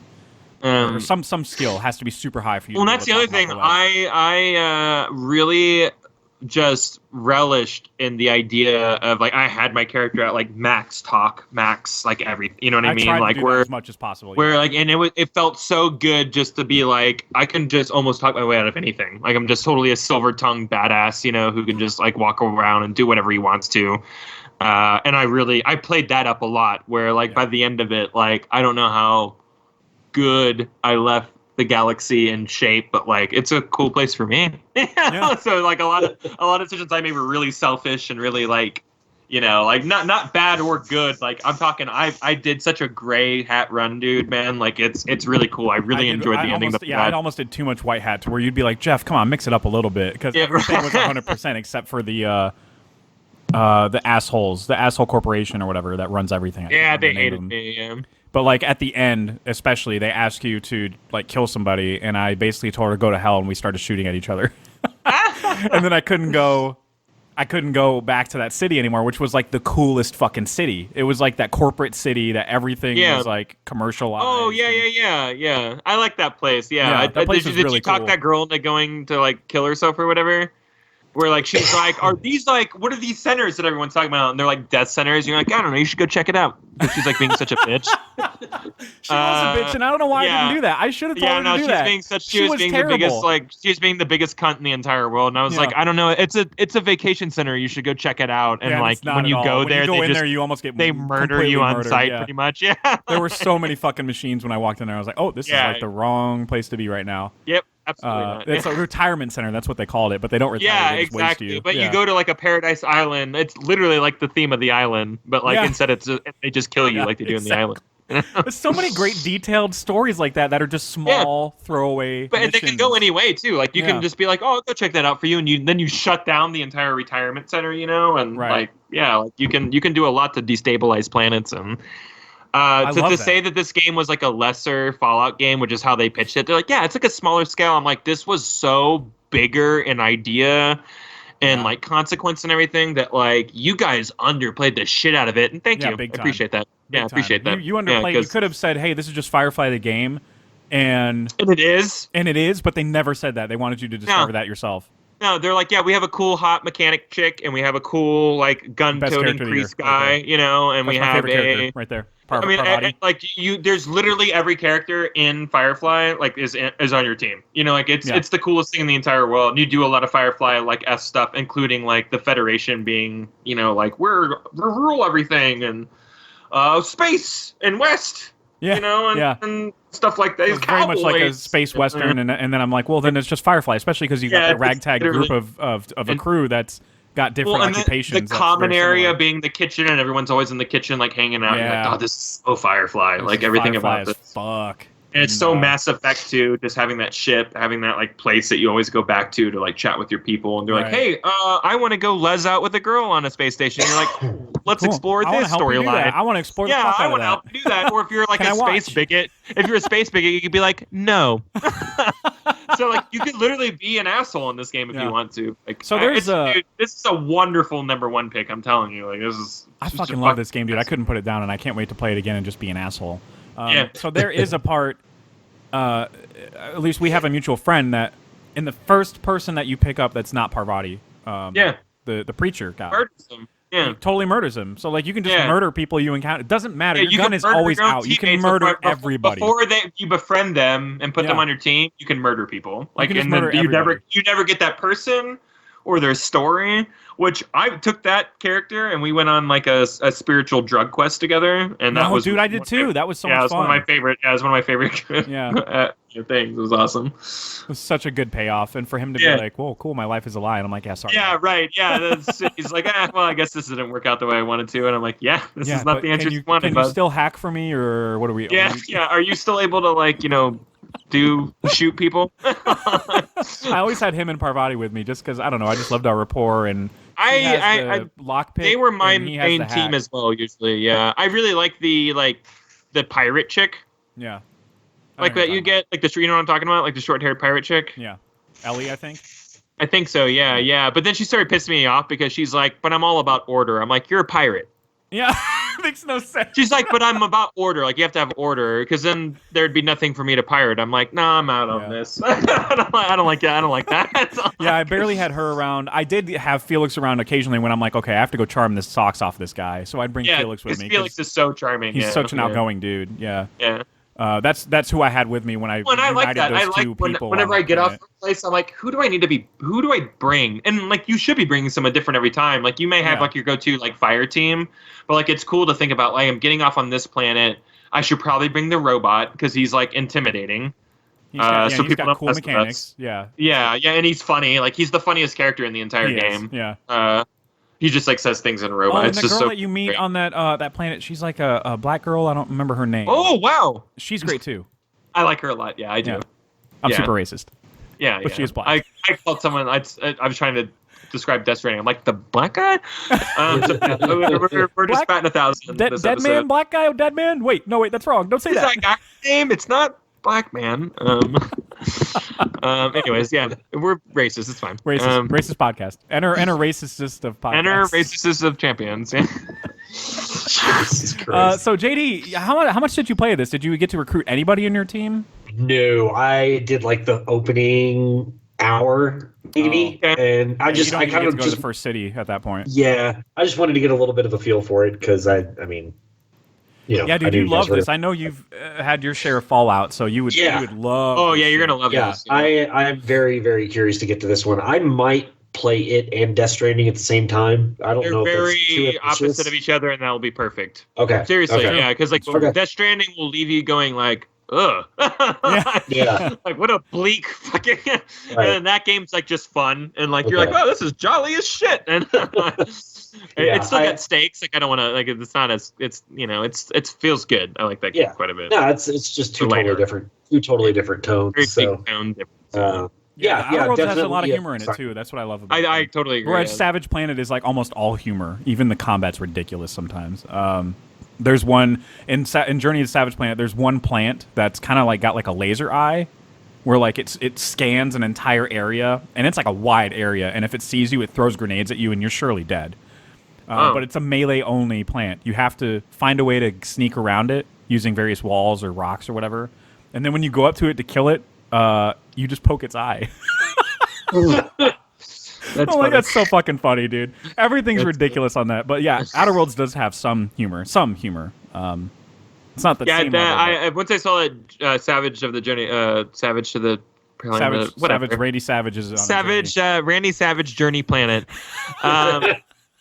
I was like, oh, you scan a bunch of shit in this game? Yeah, I'm all into that. That's fun. There's a ton of scanning in that game. I love it. It's just like No Man's Sky. I'm just going to go around like scanning everything. More or less. Well, my co-op partner's dying. Like, help me, this plant! I'm like, ooh, yeah, I'm scanning it. Like, I'm busy right now. Yeah, hold it right there. Oh, you can blow that up and take the roots from it and heal or whatever. Yeah, sometimes you can discover cool things like that.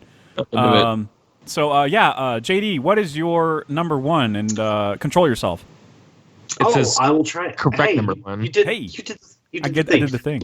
You did it. And this, I would hope you would say the same thing. I think you might just have that. It's the correct number one for me, for sure. Yeah, absolutely. Based on what I played all the way through. My number one after I beat Death Stranding for a couple weeks before I was just like, nope. Yeah, Death Stranding just in good conscience can't do it. Yeah, this was special, man. I mean, I know it's so new, so I mean, I'm not even going to pretend that a little bit of recency bias isn't playing into this. But when we talk about game of the generation, this is in the top 3. Dude, I don't understand how this came into development. I don't get it. Like, who thinks about this shit? It's fucking bonkers. I don't know if we were doing this with you by the time that this game was being pitched at E3. Were we? I forget. Or was that still... so it got pitched at E3 in what, like 2016 or 2017? 17. I don't know. But the way that they wrote this game is that like they got everybody to write down their weirdest dreams. Like everybody on staff. I'm not kidding. Yeah, dreams or like weird things or whatever. and they literally put everything in the game. It ended up being a memo, or and like that's how everything's so weird and surreal. Is because it's like it's real. It's things that people have seen or experienced or adjacent to, like inspired by, That's fucking nuts. Yeah. That just totally fits the theme of the game. They had a no policy, which they had a better word for that. But they were just like anything that anyone said, they're like, cool, we'll figure out where to put that. Yeah. And that's why there's so many moments of just like, why is there a talking refrigerator?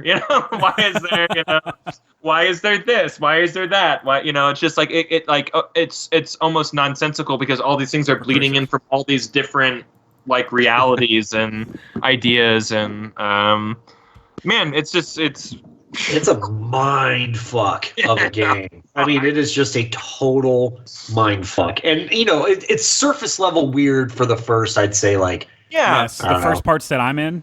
It's surface level weird. You're right at the precipice of it being like not like you're like, wow, we're not even in this world anymore. Like there's some weird stuff, but I'm mostly just combat focused at the moment. Yeah. And I can't even stress enough. I think they ease you into it, as long as you're reading the memos and everything, and you're like, okay, well, obviously weird stuff's going on. I just haven't seen it yet. Right. Exactly. And then obviously people are like floating and like humming, like, it felt like Lost. It felt like Lost weird, not. Like see Lost had Dharma the Darling videos reminded me of the Dharma Initiative videos, like just that very granular film. I guess this is a Remedy thing where they're the cutscenes are done by real people. I haven't played not always, but it is a thing that they've been. At least it's a Quantum Break thing for sure. For sure. Yeah. Oh, okay, that's right, Quantum Break. And see, I'll never. Like in like real actors played the parts in like Max Payne, but they were like painted like portraits. Right. So it was like a real actor, and then they like kind of had a painted portrait on top of it, but they were stills. They were never like full cutscenes. So like they have a propensity of using like real people to like display like they're fake people, if you will. It's cool. I don't know why. That's just a sweet little touch. Yeah. The juxtaposition of this just being a regular office place. Yeah. Where all this weird shit is happening, and then your character is so calm through all of it. She's just like, oh, okay, that's a thing. Like, and you're just like, what the fuck, man? How are you taking this all in stride? Because of what she's been dealing with her whole life, because she's been exposed to a lot of weird shit. I mean, we started exposing that. Yeah. Oh man, the full nature of her. There's a part where you come to a tiny town and it's fucking wild. Dude, Tiny Town. Let me just say that. Can I just say something about Tiny Town without spoiling anything? Yes. What the fuck?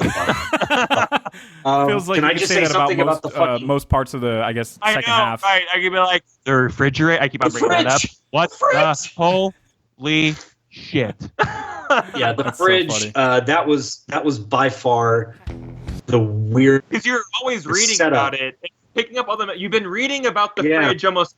Game, you're like, God, my food went missing again, and I don't understand who in the office is taking it. They don't even mention the fridge. That's the funny thing. It's like just a generic office.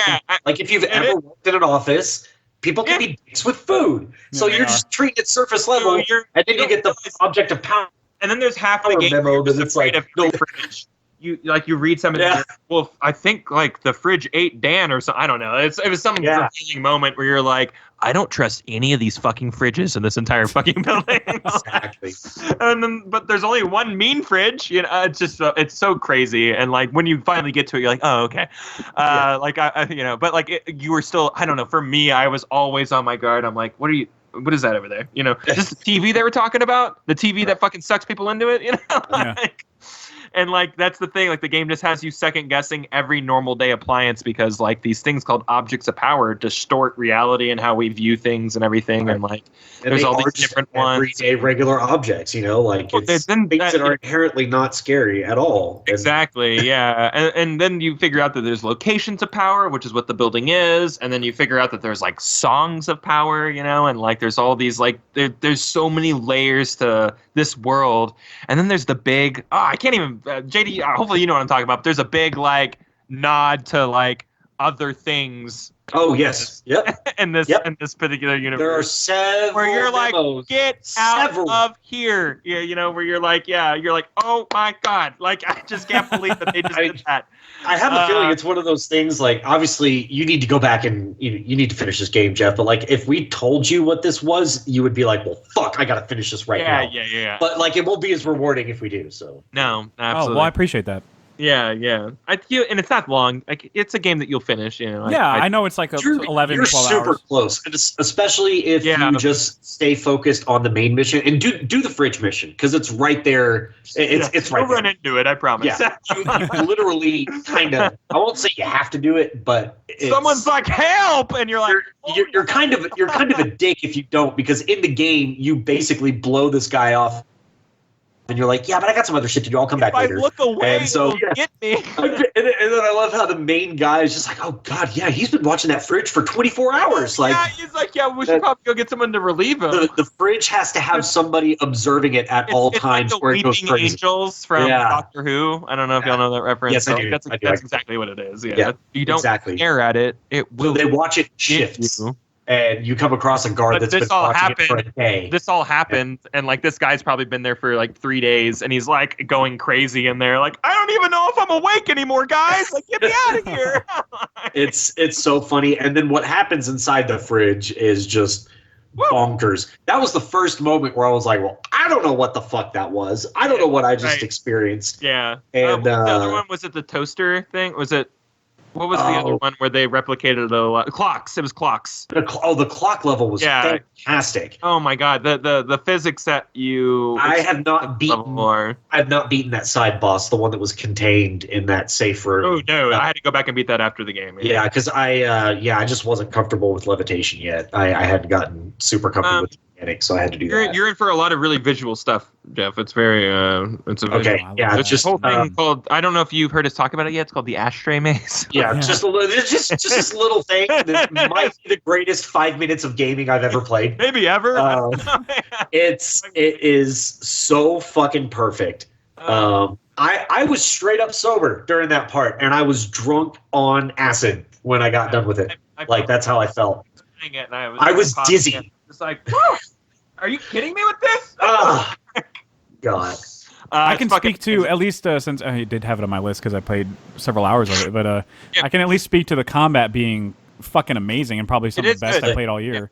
Yeah. Oh, absolutely. Like, that destruction is so well done. Well, and once you get levitate, like, it really solidifies the never stop moving aspect of the combat, you know? And I feel like once you get that, it really ties all the combat together and almost reframes it in this way where the game makes even more sense because, like, your character's so powerful, like, it's supposed to. Like, by that point, you're supposed to be so confident in dealing with these things that, like, even the story's kind of telling you that, where it's just like, well, I heard you took care of things in this ward, so, like, go take care of this. And you're like, all right. Your character's so, like, cocksure, if you will, Yeah. And I feel like the power shift in that game, like that happens with your character is almost a narrative shift as well, like in terms of like your character just becoming even more confident in what they're doing, like in this mission that they are, which is, I guess they say at the beginning of the game, it's you're trying to find your brother. So, and that's a very big thing in this game. Yeah, very big thing. Yeah, dude, you're so powerful. Things get very weird with all that. So. This is kind of spoilery, I guess, but you end up fighting a version of yourself at some point as a side mission if you want to do that. Cool. Sounds miserable. I have not beaten it yet. Yeah. It's so fucking annoying. But how you get there, like just how you even get to this boss fight is fantastic. The whole mechanic that they use is so good. It's with the mirrors. The big mushroom monster, like in the bowels of the mushroom monster. No, like, I don't think you would so. have to really go way off your path for it. Yeah, it's I don't. Like in I don't the bowels of the building. It's like in the fungal area. It's like this really. Oh ridiculous... no! See, I not spend a whole lot of time in the fungal ward or the medical ward. Creep me out real good. Yeah, it kind of because there's fucking like mushroom mummies. Walking around everywhere. Yeah, man, it's not fun. Weird. Well, I mean, all of this talk is just making me want to play more Control and Death Stranding. Yeah, And I'm pretty sure there's another game. I mean, dude, you are so close in control. I can't. Yeah, you're so close. You are so like where you're like, well, I can't stop playing this. Yeah, and that's I got to that point where like I hit a little bit of a wall with the gauntlet at the very end, and it is a gauntlet. It's even more so than like I thought. It's hard. Fallen Order was a gauntlet there at the very end. It's hard. No, no, Outer Worlds is a hell of a gauntlet too, but it is. Yeah. It did, and the Outer Worlds ramped up to me in a way where I remember saying I was just like, whoa! I was like, how did people? Yeah, it kind of came out of nowhere, even on easy. How did people get through this part if they didn't grind like I did? Yeah. That's how I felt Fallen Order. I was like, thank God I have 10 stims because I fucking found all the chests because this is a nightmare. Yeah, no, I definitely may have knocked that down to one lower because I played on hard the entire game and I was just like, nope. No, I played on easy on everything. I never shifted my difficulty. You're way too hard. Yeah. I'm just, me, I'm trying to like just beat shit, so I always put it on easy because I have other stuff I juggle, like movies and TV. Then I'm like, okay, I don't want to be challenged like this. Sure, like the story mode, like in Jedi, just feels good though. It really it's just like a power story where you're just like, and it still gets a little dicey with some bosses anyway. So which is cool. Yeah. Well, that first death frog is insane because you are so underpowered. And he's basically one hit. Fuck this, running away. Yeah. Yeah. And then the bounty hunters, when I started getting those random encounters, were I was grossly underprepared. They're for very all hard those too. things. Yeah, especially when there's like 3 of them, and they have different abilities that totally corner you. Yeah, absolutely. And it's always like it's never at a good time, which it shouldn't be. I mean, I go into these games and I do want to be challenged because, I don't know. That's definitely something that I kind of take pride in. Is like I'm gonna fucking beat this. I know I can fucking do this, and I'm gonna beat myself up over it. And I enjoy overcoming all those things, and it's very, very rewarding. Yeah, and Control fits that bill, and I think the ending of Outer Worlds, regardless of your difficulty level, fits that bill too. Yeah, I love that. Yeah. I can't speak to Death Stranding. I don't know how difficult it is to get to the end. How difficult the combat is. I think things never get difficult in that game. Oh, okay. Well, that's fair. Well, then I'm more excited to get further into it. Yeah, the game doesn't push back too much, but like there are some moments where you're just so like in awe, where you're like, oh, I gotta fucking shoot this thing. Oh fuck yeah, I gotta All right, well, that's our favorite top 10 games of the year. Thanks for tuning in, everybody. Find us on, Letterboxd, EoC Pod. I don't know why I mentioned that first, but EoC Pod, Twitter, we're on there, same handle. If you're already listening to us, you found us on iTunes or whatever the fuck it is nowadays, Apple Podcasts and Spotify, stuff like that. But please subscribe if you found us. YouTube as well. We're on Facebook. You can literally find us anywhere and we can talk to you. That'd be fun. Let's do that. Yeah, I'll talk at you. So, but don't talk to me though. Just don't. Don't talk to JD. He's busy. He's very busy. Yeah, I mean, no, I'm not. But I just don't like. Just say you're busy. The proverbial you listening right now. I don't like you. So just talk to us, but also don't because we don't like people. So just don't do it. Right. Yeah, we're all kind of like introverted. Yeah, we'll just block you after you reach out. Yeah, absolutely. Encourage you to reach out and then just we really like it. Block. Yeah. So this is episode 98 or 97. I think I'll post this first before the movies one since I have to edit that one. So spoilers, I guess, on peek behind the curtain, I guess. I guess that one was less tamed, I guess. But yeah, this one's a little less than 3 hours, so it's fine. I won't have to edit. And we didn't say anything controversial, which is great. Good for us. Pat on the back, guys. Well, hey, we get it. Don't end it on a fucking controversial note. Jesus Christ. Don't say the N-word, JD. What the fuck? I was just going to say retarded. Of course that's okay. We're gonna. We took I'm that sure one. you are. I'm sure you are. But the point is that we're creeping up on 100, and I mean, since we were going to do this topic anyway, because we just started a new decade, I feel like we should just do the 2010s movies tournament double episode. Oh yeah, which will bleed into, it'll be like a 2-parter, but it'll bleed into 100, and I feel like that's a quality. So we are picking our favorite movie from each individual year, right? More than that. You're picking just your favorites from the decade. It doesn't really matter what year. Oh, okay. Gotcha. Okay. Like, I have like 3 in my list from like 2015. Of this last current decade. Yeah. Okay. Sweet. Yeah, 2010s was a really like phenomenal year for film, so I feel like it's going to be a really... We're going to have some diversity. Yeah. Yeah, it's going to be a crazy bracket, a very fucking difficult bracket, and that's why I'm already preparing to do like at least 2 parts, at least. And if we end up doing like a third one, then fuck it. But I do kind of want it. We'll work out the details on how long we're gonna make the bracket, how big it's gonna be, but it's definitely gonna have to be more than 10, I think. Like I ranked out a top 25, but we can do like 20 or whatever. Whatever. We'll work it out. But there's so many fucking great shit, so much great shit from the last decade. Yep.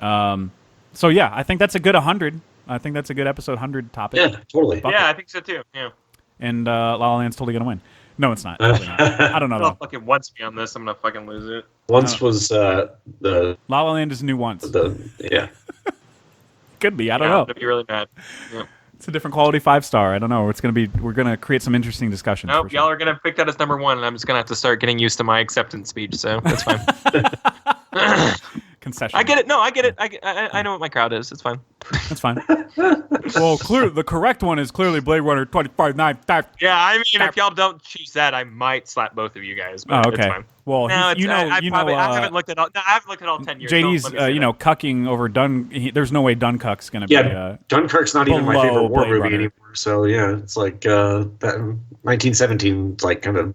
Can't Oh be my in god, I this. forgot. shit Well, on Dunkirk 1970 for is me. 2020, so it's fine. Yeah, no, I'm just saying though, like as far as like, yeah, I championed Dunkirk and thought it was like one of my favorite war movies ever, and then 1907 just came and was like, nah, fuck that movie. Yeah.